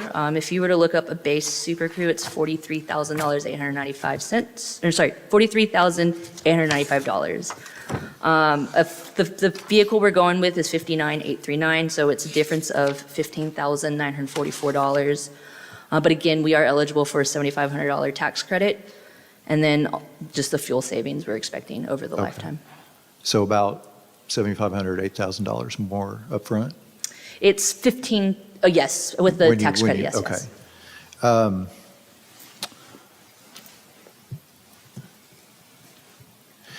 So I'm not sure I have any other questions, but if I could make some points.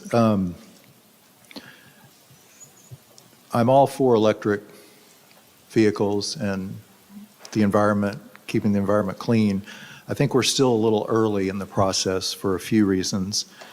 One would be the weight of the vehicles. When I tried to look up this, it looks like the EV is about 2,000 pounds more, which if they're in a collision is a vehicle that's 2,000 pounds more hitting another vehicle. They tend to make potholes larger, quicker.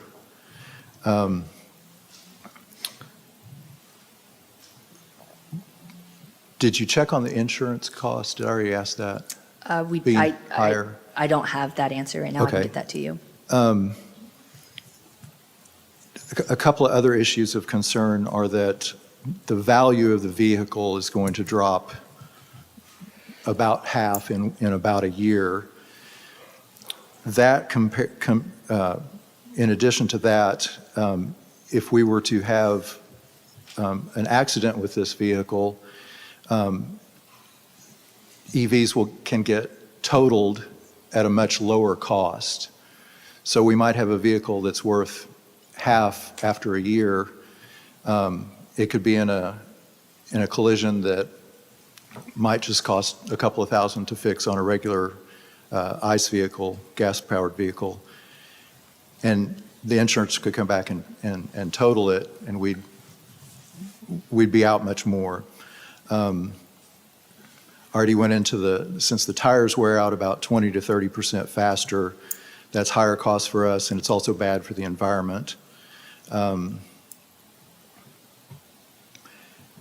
And finally, I just look at some of the environmental costs and minerals. I'm looking at an article here that's quoting to make a 1,000-pound battery requires processing 50,000 pounds of ore, and that they must move 500,000 pounds of earth to get to that ore. So again, I think in some situations, at some point, this is going to be a great move. At this point, I think it's a little early for us. Thank you, Councilman. Councilman Reed? A couple of questions. Are these extended range pickups? You mean like how long they can last?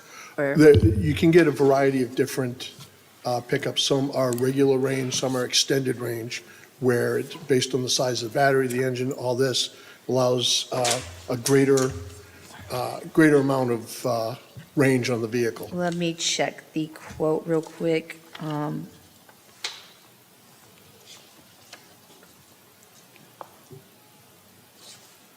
Because based on the research I did, the regular range It is an extended range It is battery. an extended Yeah. range? Okay, excellent.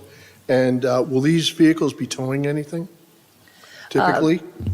I Or don't. carrying a heavy payload? I think, so these two vehicles, one is for the police department for their criminal investigation division, and the other one is for their construction inspector manager. So the public works one, no, it will not be towing anything, but we'll have the ability to tow and also serve as a generator. Okay. That's it. The reason why I ask, an article I read shows that if it's towing anything of significant weight, it dramatically reduces the range on the vehicles, because they're designed more for power speed than power. And typically, how long do we keep a vehicle in fleet? How many miles? Do we have a? So it's a complicated formula. These three vehicles, they're in the 80,000 miles range that we're replacing. They're anywhere between 10 years to 16 years, I think. So it's a formula that's built into our asset management system. So I would say about 80,000 miles. 80,000 miles? And that's 10 years? It took 10 years to get to 80,000 miles? It just varies on the truck. Okay. So we're not looking to keep it typically our fleet doesn't go to 100,000 miles or? Well, with these vehicles, since we don't have that many EV vehicles in our fleet, we can kind of see, and so this is more of a pilot kind of program to see if maybe our fleet can last longer with these types. Well, I think typically the warranties on these, if you get the extended warranties, it's like 6 years and 100,000 miles. So I'm just concerned about how many miles we plan on putting it, or how many years we're going to keep them in the fleet. If it's going to be 10 years, the replacement cost of a battery is phenomenal. So that's a concern that I have. Okay. Thank you. Councilman Jackson? Thank you, Mayor. So the request says it's for 2 new 2023 Lightning trucks. We're almost done with 2024. These are 2023s. Why aren't we buying new 2024s as opposed to 2023s? Councilman Jackson, I can answer that. Okay. They're selling so poorly, they've quit making them. I'm being serious. They have plenty of 2023s left. I don't doubt that. We have seen reports of certain auto manufacturers that are saying we're getting out of the EV business. Can I add to that? The 2023 Lightnings are cheaper and more available than the 2024s. Okay. And then to answer your question, Councilmember Reed, the battery warranty is 10-year, 100,000 mile. And we're buying an F-150 truck that's going to replace a Chevy Impala, right, which is not a truck, that's a car. Mm-hmm.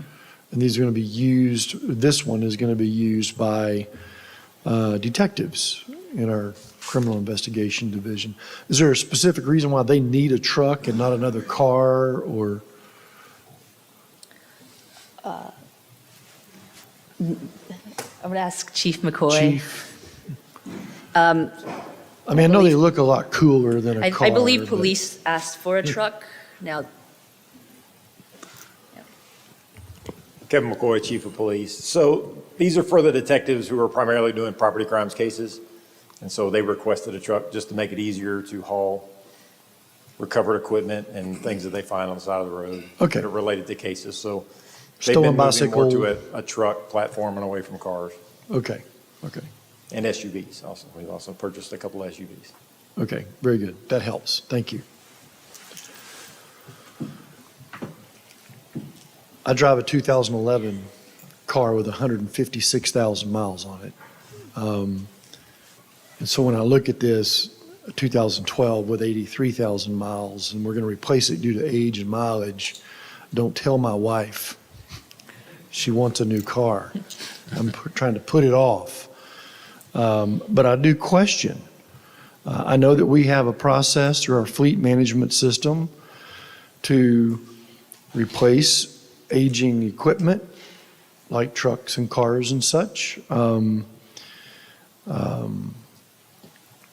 But it does just kind of seem a little bit early. I'm sure that, 80,000, 83,000 miles on a 2012 model, they're driving within the city. There's a whole lot of getting in and out. And maybe the engine and transmission is fine, but it's probably getting pretty worn out, I'm assuming, inside, because there's an awful lot of in and out of traffic it's a lot of street driving. in that car because they're driving short distances, getting out, getting back in.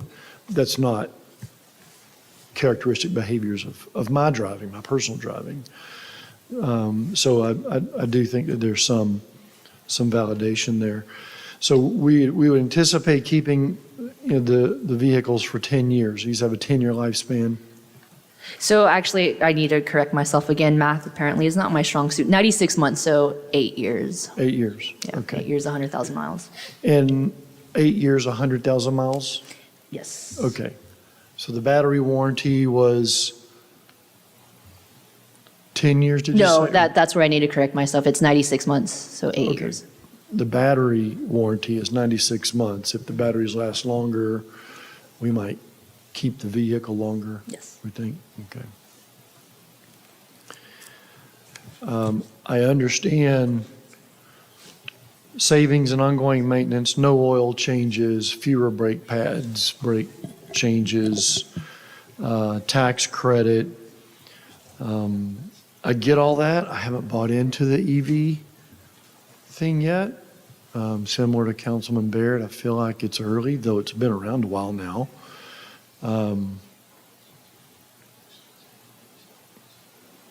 Probably would put more faith in a Tesla, but I don't think that that's an appropriate purchase at this point. Okay, thank you. That's all the questions, Councilman comments I have. Real quickly, is our service center equipped to handle any repairs to EV vehicles? So we do have, at this moment, we're looking to install at our service center because we did get a grant for some EV vehicles, so we will need those plugs installed at the So you're talking service about center. installing some plugs, but what about training of our mechanics and that sort of thing? Are they going to need additional training and? I believe they to will, manage and yes. maintain, and have those costs been factored into this overall consideration of purchase? No, they have not. Okay. Yeah, I just have similar concerns that have already previously been expressed. And I think, if I'm not mistaken, Shane, did we not just recently purchase an EV vehicle for the landfill area? The You utilization? approved, yes, the grant for 75,000, Right, so right, it covered the okay, entire okay. cost of the vehicle. Okay, and so that might serve us with respect to I forget the term you used, as an evaluation of utilization. We've also had a Chevy Volt on the fleet for a while now. Let's say Yeah. probably 3 years. I'm not sure exactly when it was bought, but we've had it. And there's charges on the Yeah. west side of City Hall. Okay. I just don't remember the year it was bought. I have to ask Fleet when they got it. But we've had one for a while. We've evaluated and used around the city for code enforcement. Okay. Yeah, that's all I have, Mayor. Just If I may similar, add. similar concerns that the other councilmen seem to Sorry. mention. If I may add, battery and hybrid systems will be warranty repairs. So our technicians may not be trained, but it will be warranty repairs and they will repair other systems. So we will make sure that because like Shane said, we do have a Chevy Volt, so we do have an EV vehicle that we work on now. Okay. Yeah, I would agree with my fellow councilman. It might be a little bit early in this purchase. So. Councilman Jackson? Thank you, Mayor. One more. I'm sorry, two more. I just want to point out, this is a budgeted expenditure. We've already budgeted, right, $185 million. Yes, 185 million. $1,000, yes, $185,000 for the purchase of some vehicles. We did that Yes. last year. This was included in the budget, correct? Yes, sir. So this is not a surprise expense. This has been planned.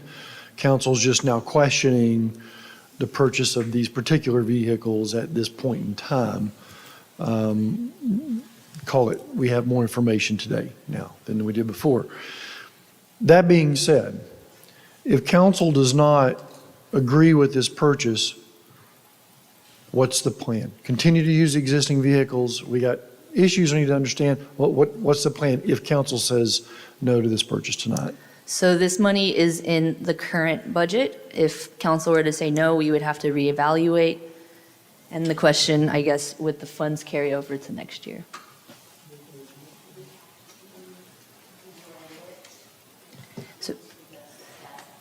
So we would roll it to the fixed asset funds, but we would need to go out and get new quotes and bring it back for next year. Okay. The need is still there. The need is For still the there. vehicles. Yes. We just might sharpen our pencil, change vehicles, and we'll just roll this amount to the next budget. We risk cost increases, I'm assuming. Yes. Okay. Now, would the council consider approving the F-250? So this is for 3 vehicles, 2 F-150 Lightnings and an F-250 for the animal control officers. Right, so we have an F-250 truck that needs to be replaced. That's it's an animal control vehicle, currently has a kennel on the back of it. We're going to replace that with a new truck with an air-conditioned kennel box, emergency lighting. It's going to have a lot more modern features, I'm assuming, not just convenience, but safety and specific to the job. Yes, sir. I'm amenable to that in the least, if council is. Thank you. Councilman Roman? I think all my questions have been answered, but I share the same concerns as everybody else, and I think that maybe it needs to be a little bit more buttoned up, because I don't feel very comfortable making any decisions just given the responses I've received thus far. Councilman Reed? Yeah, I'd be amenable to looking at the F-250 if we can break them out and approve one and then revisit pricing out the 2 F-150s. Thank you.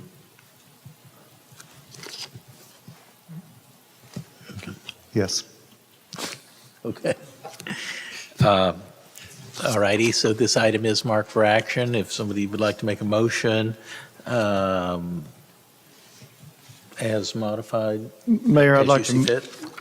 move to approve Resolution 2024-138 with the modification that we would only be approving the purchase of the F-250 truck for the use by animal control. I'll second. Thank you. We have a motion and a second.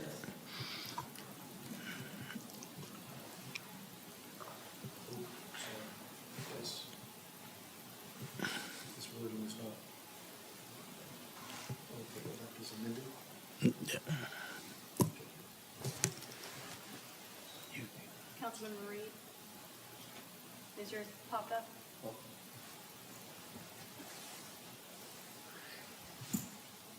Was that for all of it, or was that just for the? That was as amended. Okay. Very good. Thank you. Thank you. Motion as amended passes. Okay.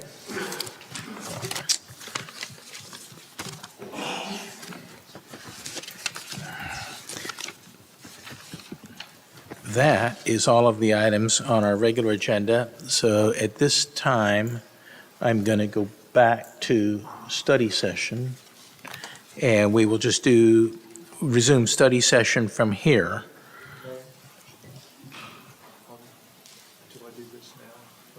No, I'll call you. Yep. Should we take a 10-minute break? Up to you and the council. Do y'all want a break? Yes. Okay, well, let's take a 10-minute recess, and then we'll come back and we'll resume with item C5.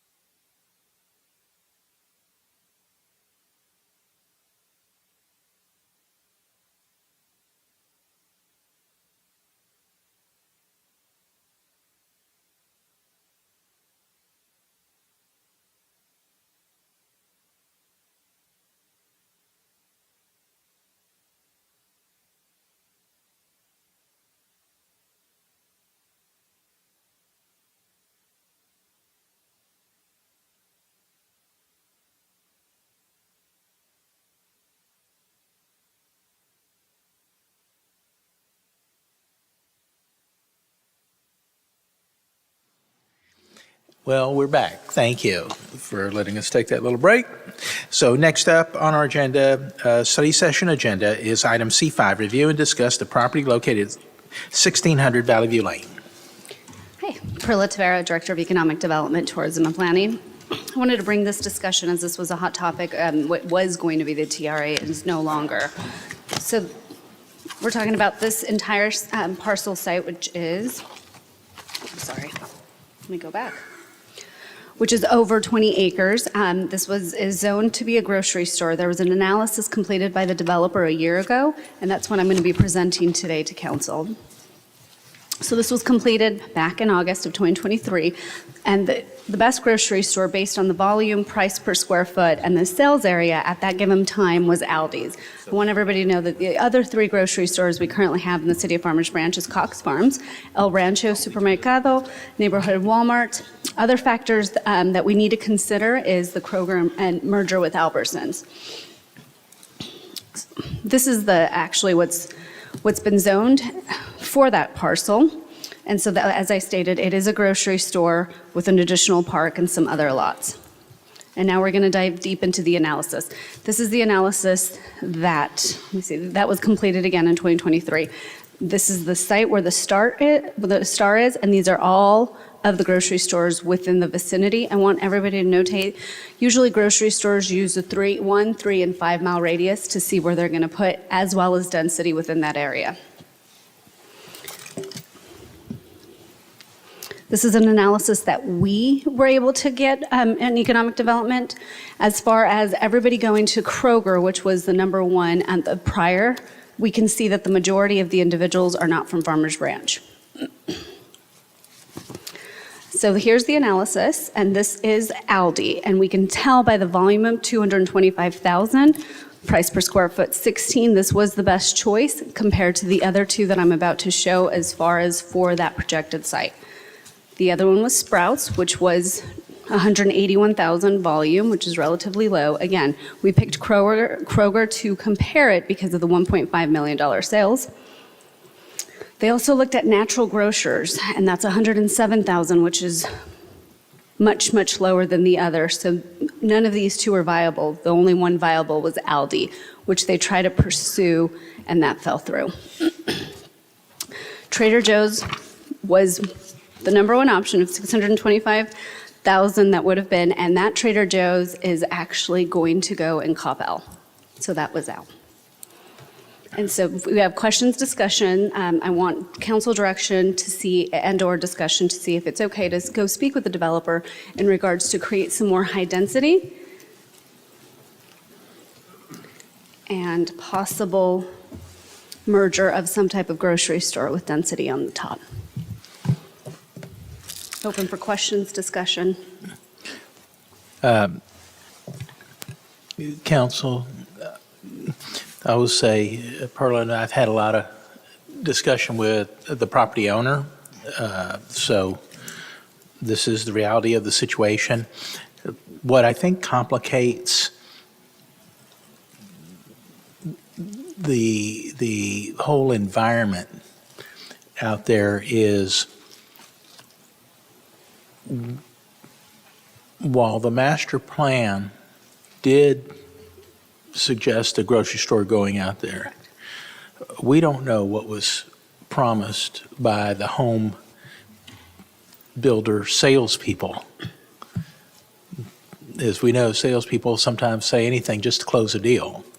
So consequently, there are folks out there who maybe were told one thing, don't know, but the hard part is, and the reality is, the city doesn't own this property, so our resources are very limited. But I just wanted to say that.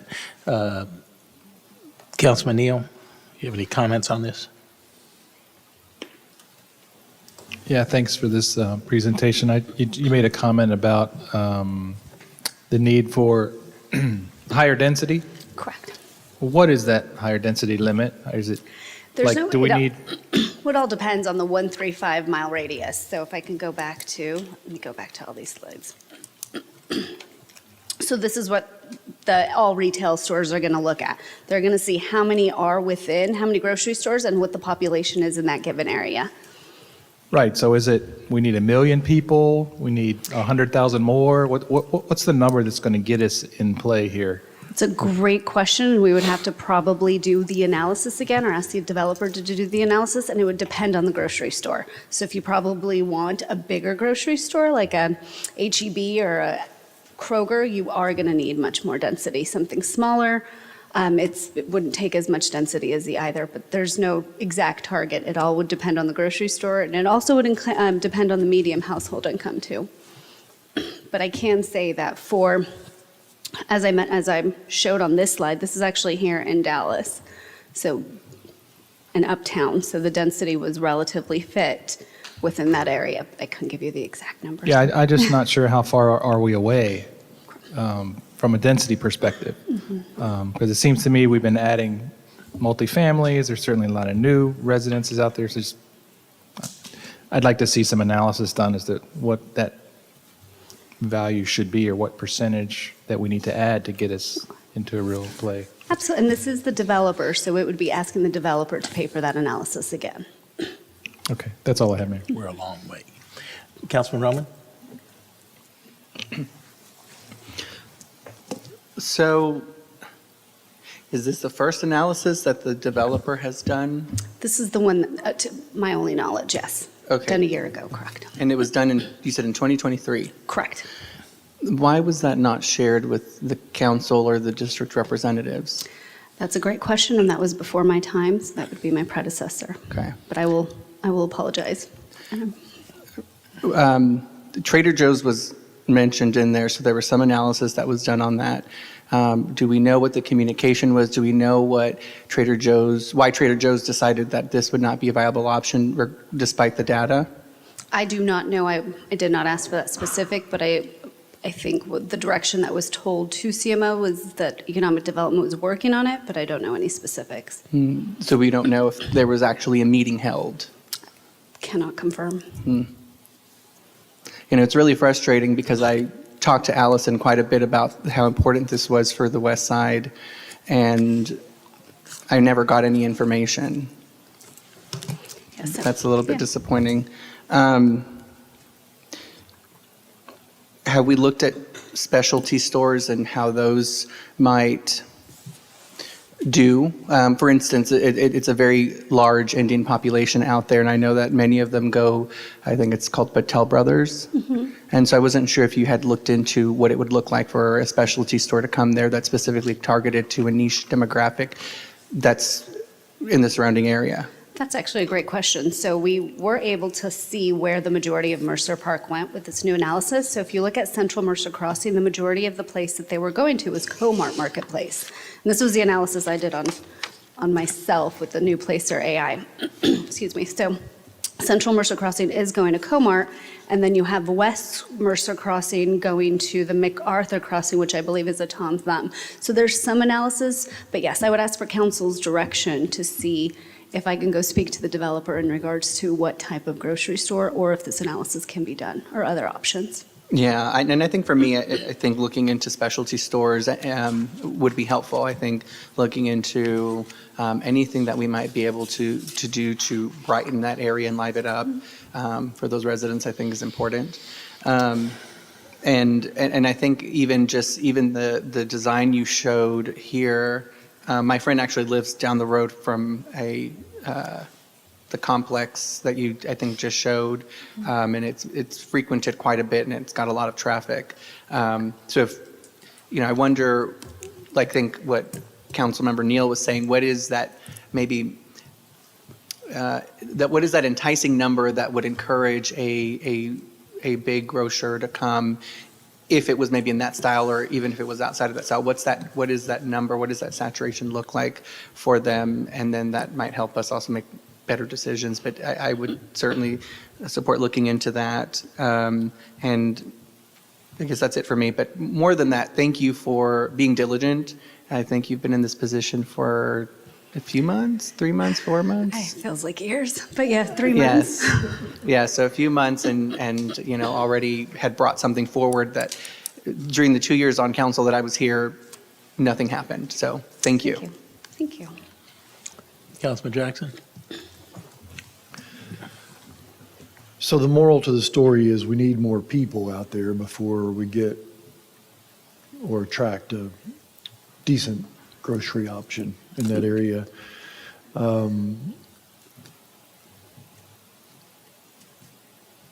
Density is going to drive that demand.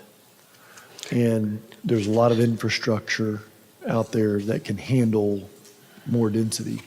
I don't even know if density is, I don't particularly care for the word, but more people out there. There's a lot of space out there still and a lot of undeveloped land. And there's some properties out there that are not used to their optimum capacities. And so I think there's a lot of room for growth. And so I kind of feel like our position here is build it and they will come, not build a grocery store, but continue to build up the west side and develop it and stay on our plan. And I say it that way because that's opposed to saying, well, let's see if we can cut a deal with Aldi. I don't think that's the right store for that area of town. So I feel strongly that we stick to our plan of creating a very vibrant community over there on the west side. And it's just a matter of time before we'll attract the right grocery store. But I will say, trying to compete with a Trader Joe's in Coppell and that huge Kroger that's been there forever. And we want to think about Cox Farms. We've got Cox Farms right here. That's an option. Anything that goes out there on the west side is probably going to take away some business from Cox Farms. So there's a lot to think about here, but thank you for bringing the information frontward. Thank you. Councilman Baird? Okay, Councilman Reed? Well, that's where I live. That's my backyard. And when I was talking to people when I was first looking at this position, the number one item that came up was getting something into that tract of land. Whether it's a full-blown grocery store or, like Councilman Roman had mentioned, maybe a bunch of specialty stores, different things that will get people there. We've got that new apartment building. I don't know if that was taken into consideration. The one right there on east of Luna, right by 635. That'll be up soon. And there's, as Councilman Jackson had mentioned, there's potential out there for a lot more to be going on. So I know at least my constituents and a good portion of that side of Farmers Branch would welcome something there. As you saw, 3% go to racetrack. I need gas. Yeah, well, I see people in there buying a lot more than gas, unfortunately. But yeah, I would wholeheartedly support efforts to bring something to that area. And of course, I will bring anything back. It's just approval to allow me to talk to the developer to continue discussions. Anything else? All righty, thank you very much. Next up is C6, discuss the city's proclamation policy and if amendments are needed.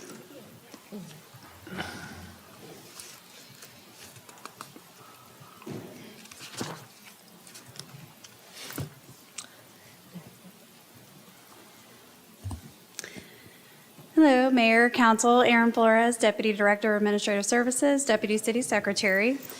Council has requested that we bring the proclamation policy forward for discussion and possible amendments. So I'm just going to go through what our policy currently is and then leave it up to you all for discussion. So our current policy guidelines state that proclamations may be issued for art and culture celebrations, charitable fundraising campaigns, public awareness campaigns, special honors or recognitions. They may not be issued for business anniversaries under 25 years, weddings, family reunions, retirements, the deceased, campaigns for profit-making businesses, campaigns or events contrary to city policies or bylaws, events or organizations that do not benefit the community, matters of political controversy, ideological or religious beliefs or individual conviction, proclamations for congratulations, accolades, recognitions, or apprehension may be issued subject to the mayor's approval. Then the mayor will decide who signs and presents all proclamations. Now keep in mind, the mayor has the authority to grant a proclamation, even if it's on this list of ones that may not be issued. And it can also be a majority vote, 3 members of council, they can also pass for a proclamation. So our internal request guidelines is that any member of the council may bring a proclamation request forward subject to approval. Mayor decides if the council member will sign their name instead of the mayor. Mayor decides if the council member will present at the council meeting.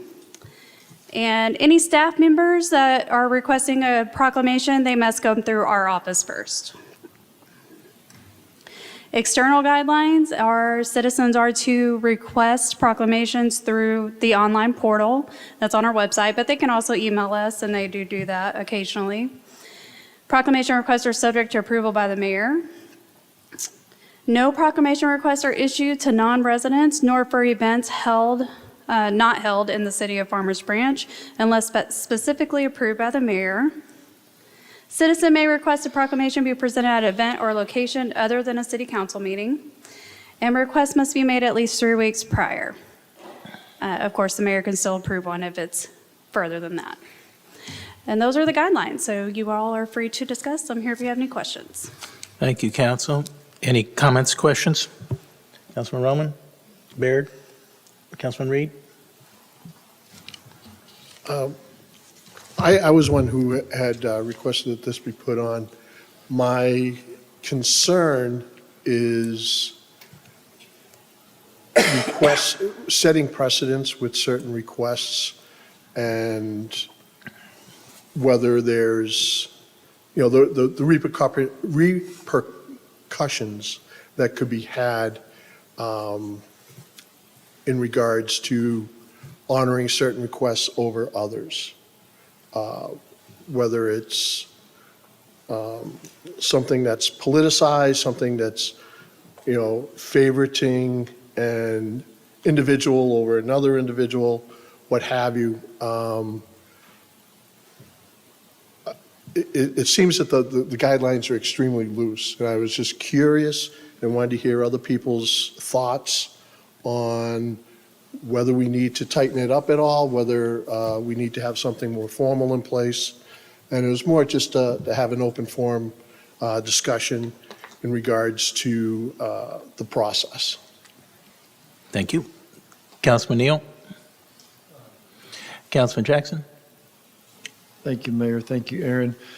I do think that the policy needs to be narrowed. Because if I look at the policy and I compare that to what's published on our website, there's a difference. The website says that it's an honoring local, national organizations, events, and individuals for exceptional humanitarian efforts. Exceptional humanitarian efforts is not a phrase, or those are not terms used in the actual policy itself.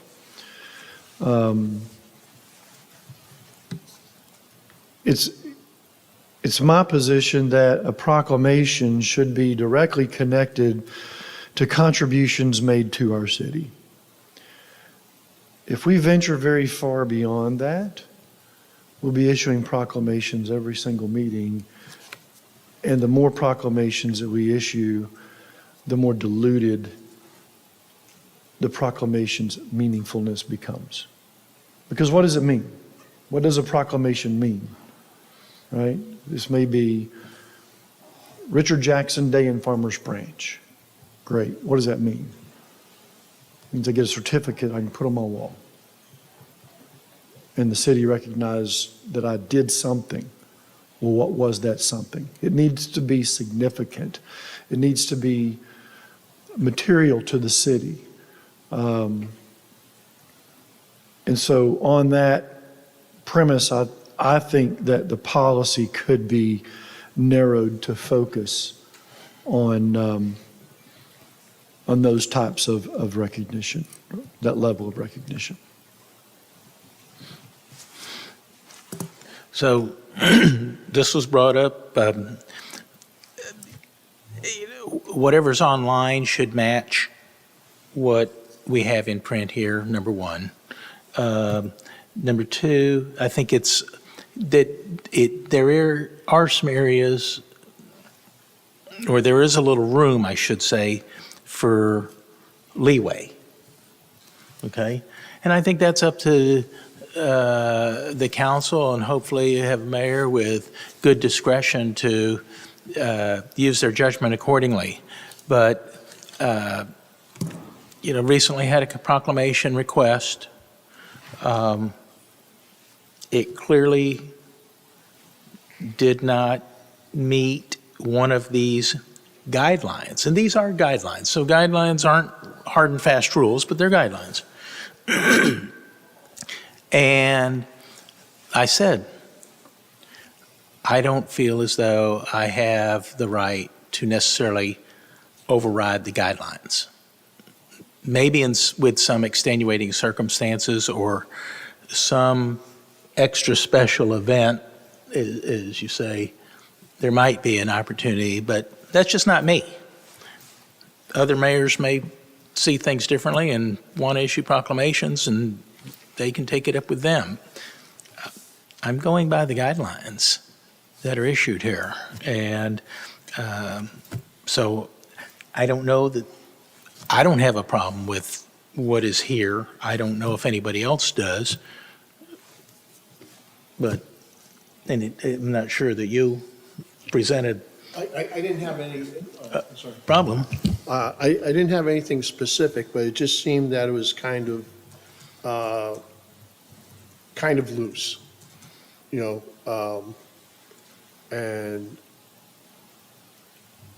a lot of leeway for discretion. And Well, I think you need to allow some leeway for discretion with the council and the mayor in situations like this. I don't think it's been abused. no, I'm not. And if we were facing a situation where it was being abused, or if the council felt that it was being abused or taken advantage of, then I think that's a time when we pause and say, are we doing the right thing? Is this the right thing for our city? And the other thing, I want to make sure that whatever I do, that I am not demeaning anybody prior who has received the proclamation for something. Receiving a proclamation is a special gift from the city, and it should be treated accordingly. That's the way I see it. Councilman Roman? I think the way that the guidelines are written, I think is fine, and I think what you said about the guidelines, I think is really important, because they are guidelines. They're not statutes. They're not law that have to be followed to the letter. They're purely guidelines. But I think having that looseness, or maybe that flexibility, I think allows us to deviate from them, to create special moments when we feel that it's required. As I'm listening to the conversation, I've heard, the word meaningful and substantial. And I think what one might find meaningful or substantial differs from what someone else might find meaningful and substantial. For somebody, and I go back to,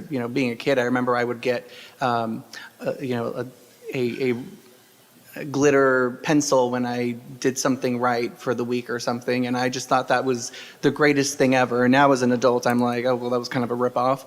But at the time, I felt like it was the most substantial thing that I could have ever gotten, and it was so meaningful.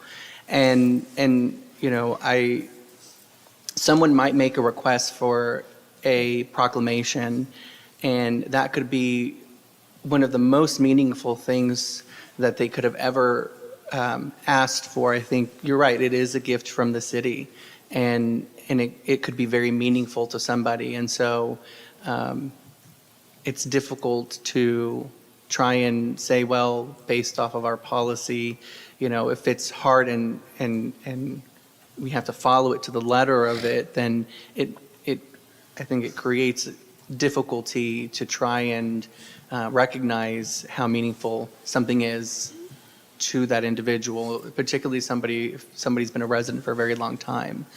So I think for me, I'm okay with the way that the guidelines are set out and for them to serve as guidelines. I think I like that flexibility as well. I mean, I think the guidelines definitely that we have here in writing definitely need to be on the website.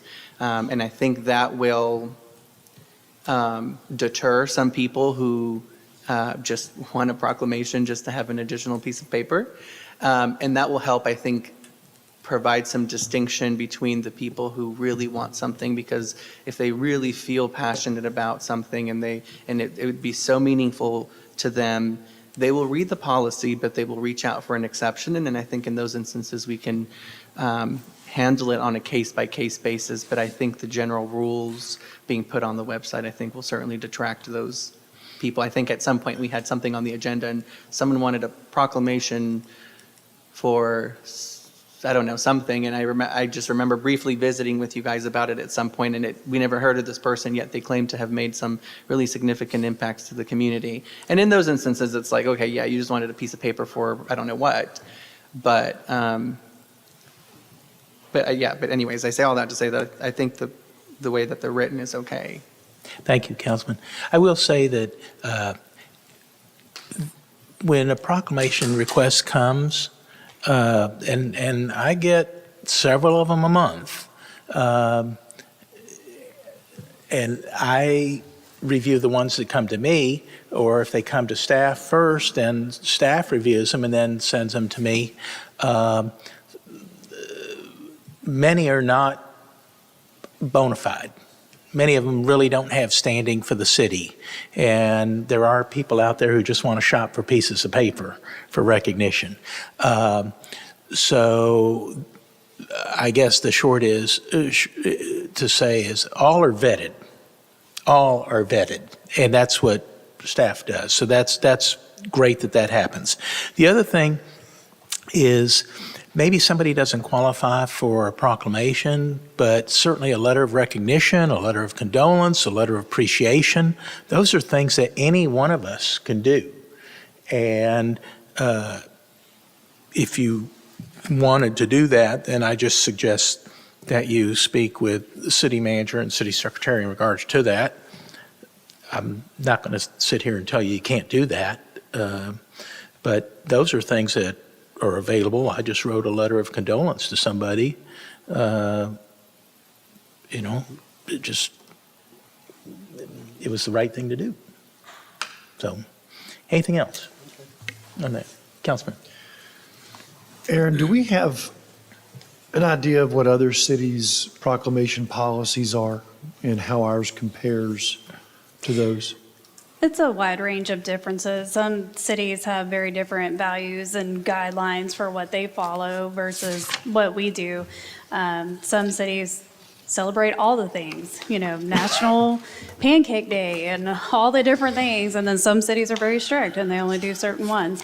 So it's a wide range. I could get some more intel on that, but I know from experience it's a wide range. I'd be curious to understand some of the common threads. Okay. What they expressly say they do not issue proclamations for. The level of discretion. Did you send out the city? And who that's that discretion is given to? Is it given to the mayor? Is it given to city managers? Is it a group? Require vote? Those kinds of things. Because the one thing I think that we need to be careful about is the exceptions and setting precedents. Because when you decline a proclamation of a request that's similar to maybe something someone else has made and we've done a proclamation there, now the city has to explain why them and not me or, Yeah.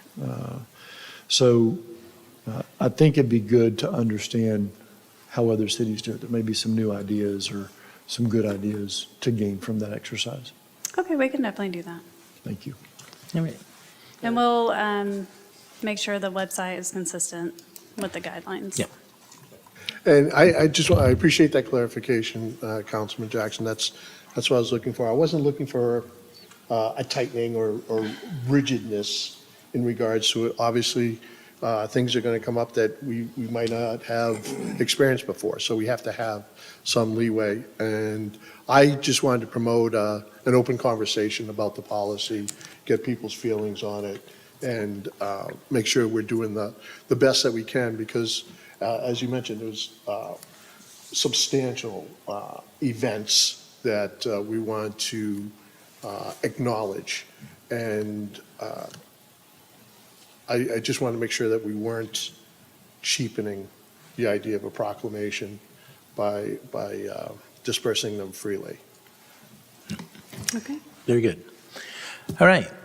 Next up is C7, receive an update from the mayor and city and council members regarding board liaison information from outside organizations and other meetings attended. Anybody?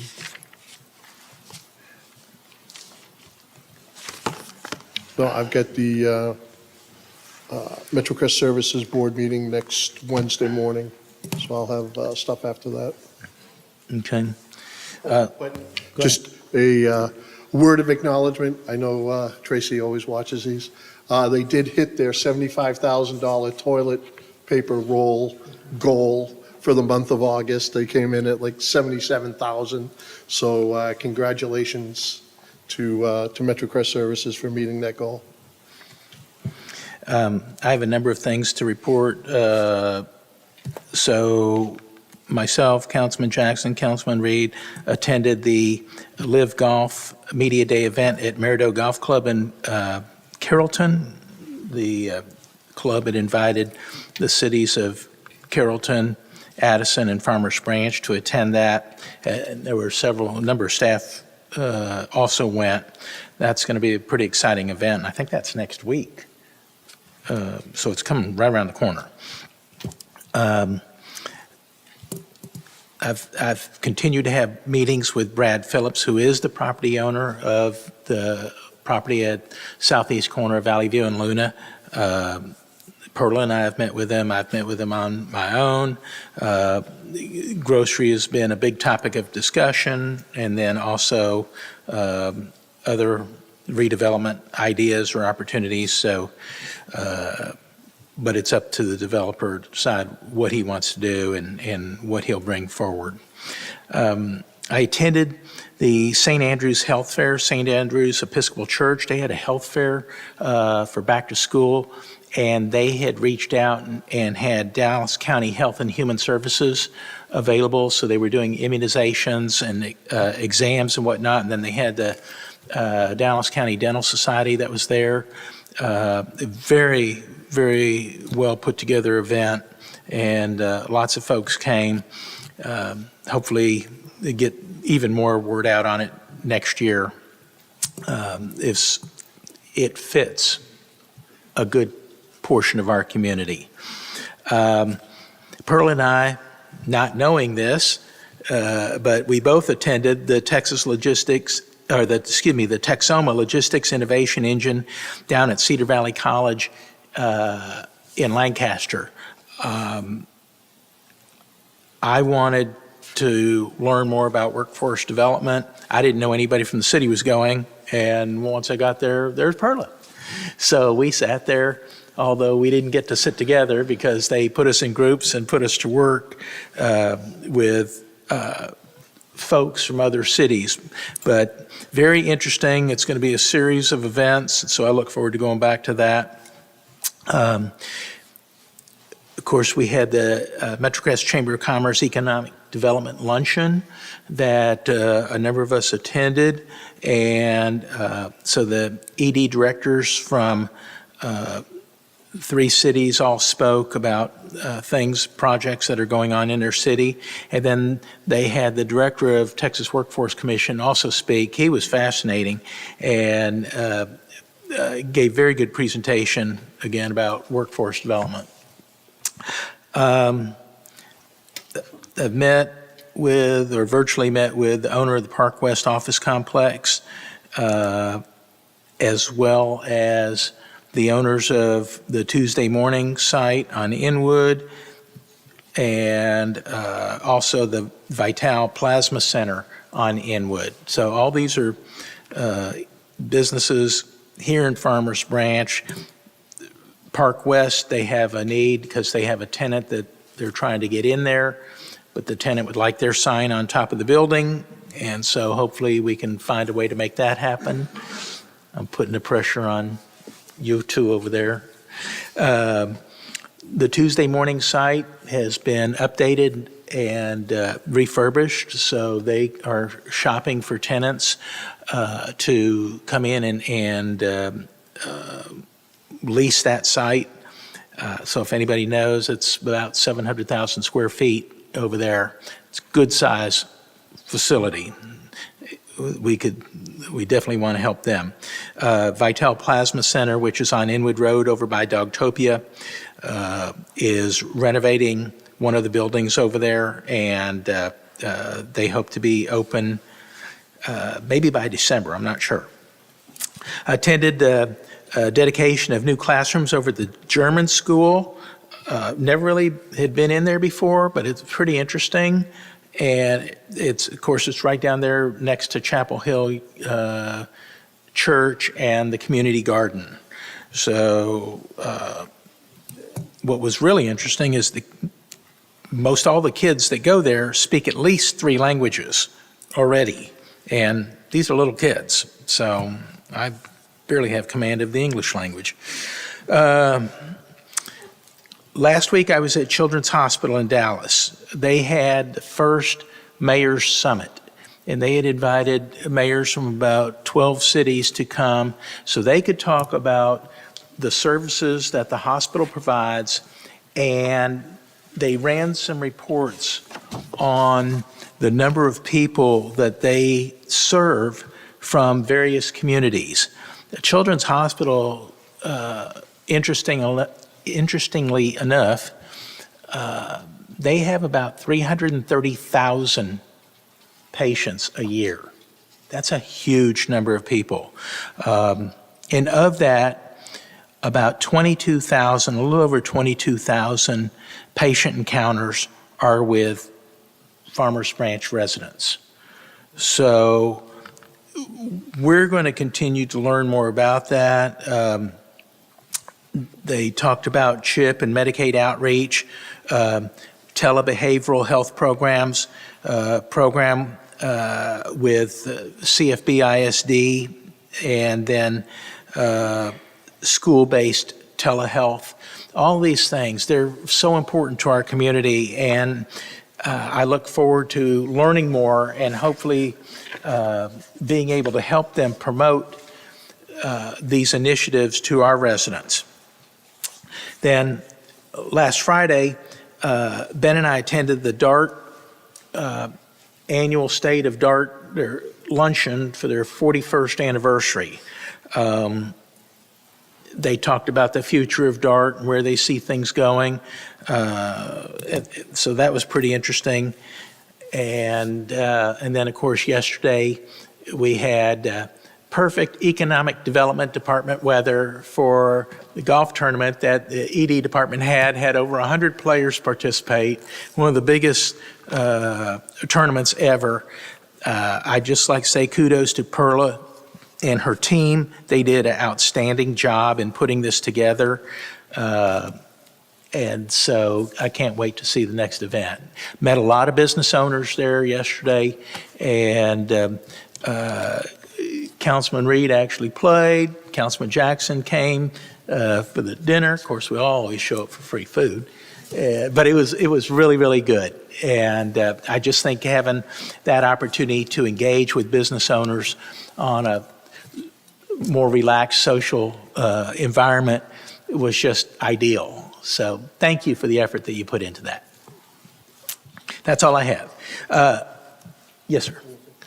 I just want to remind folks that September 19th is North Texas Giving Day. So if you go to the website, northtexasgivingday.org, there's a variety of organizations that you can choose to contribute to if you are inclined to do so. One of the ones that we work closely with, I'm sorry, my eyes bother me, that we work closely with is MetroCrest Services.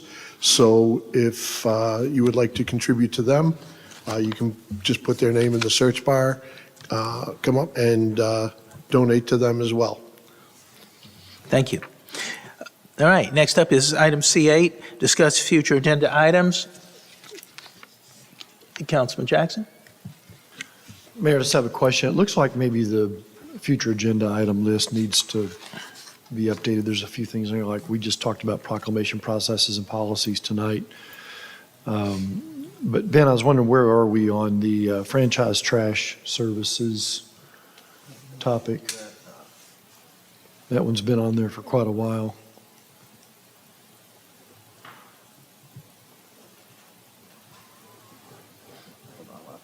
Which one are you? It's at the bottom. It's under review. It's to review franchise Oh, trash I see. I'm sorry. services.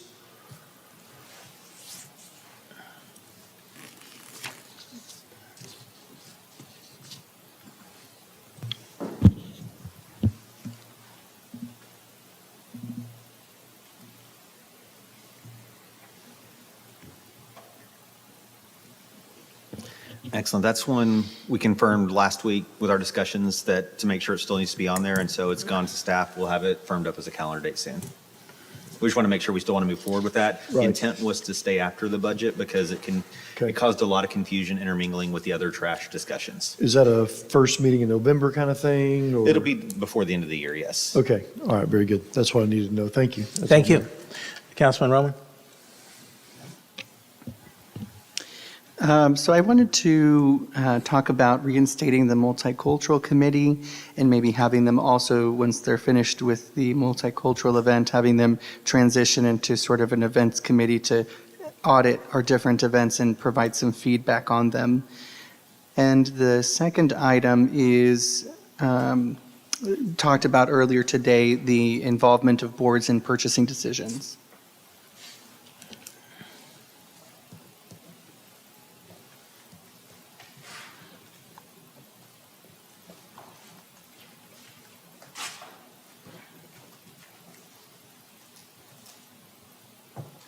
Okay. Councilman Bear? Alrighty. Councilman Reed? Very good. So with that, that will conclude the public part of our meeting. We are going to go back into executive session to finish up there, and then we will come back afterwards.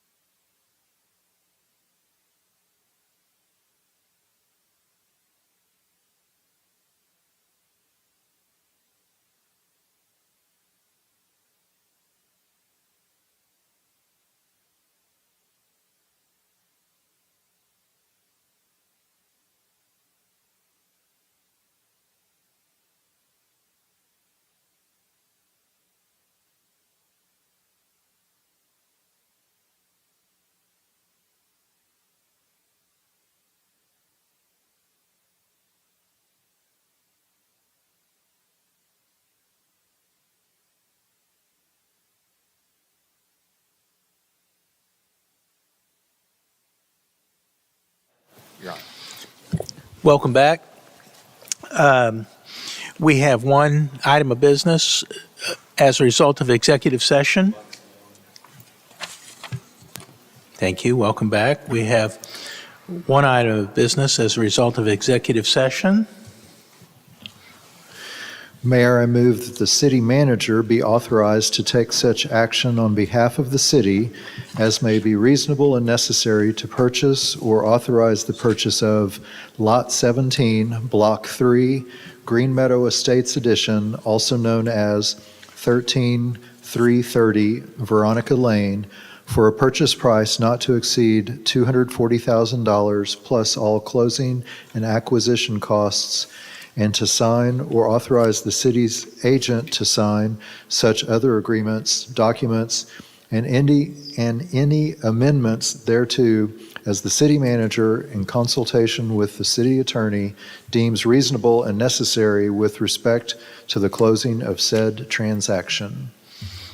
Thank you. We have a motion. I'll second. Thank you. Motion and a second. If you would, please indicate your vote accordingly. Could we, before we take a vote on Yep. this, get clarification on the motion? Sorry. We already have votes. As long as you're comfortable with it as the attorney. It just felt like that was a buy. Right. Y'all know that you're selling this property, right? Not buying it, right? Okay, perfect. I was going to ask about that, but I thought. Yes. Okay. We're selling. Worded interestingly. Perfect. Yes, we're selling. Perfect. The wording was just a little bit strange. Oh, I wasn't. We'll get It gives you the choice. I like that. That's called flexibility.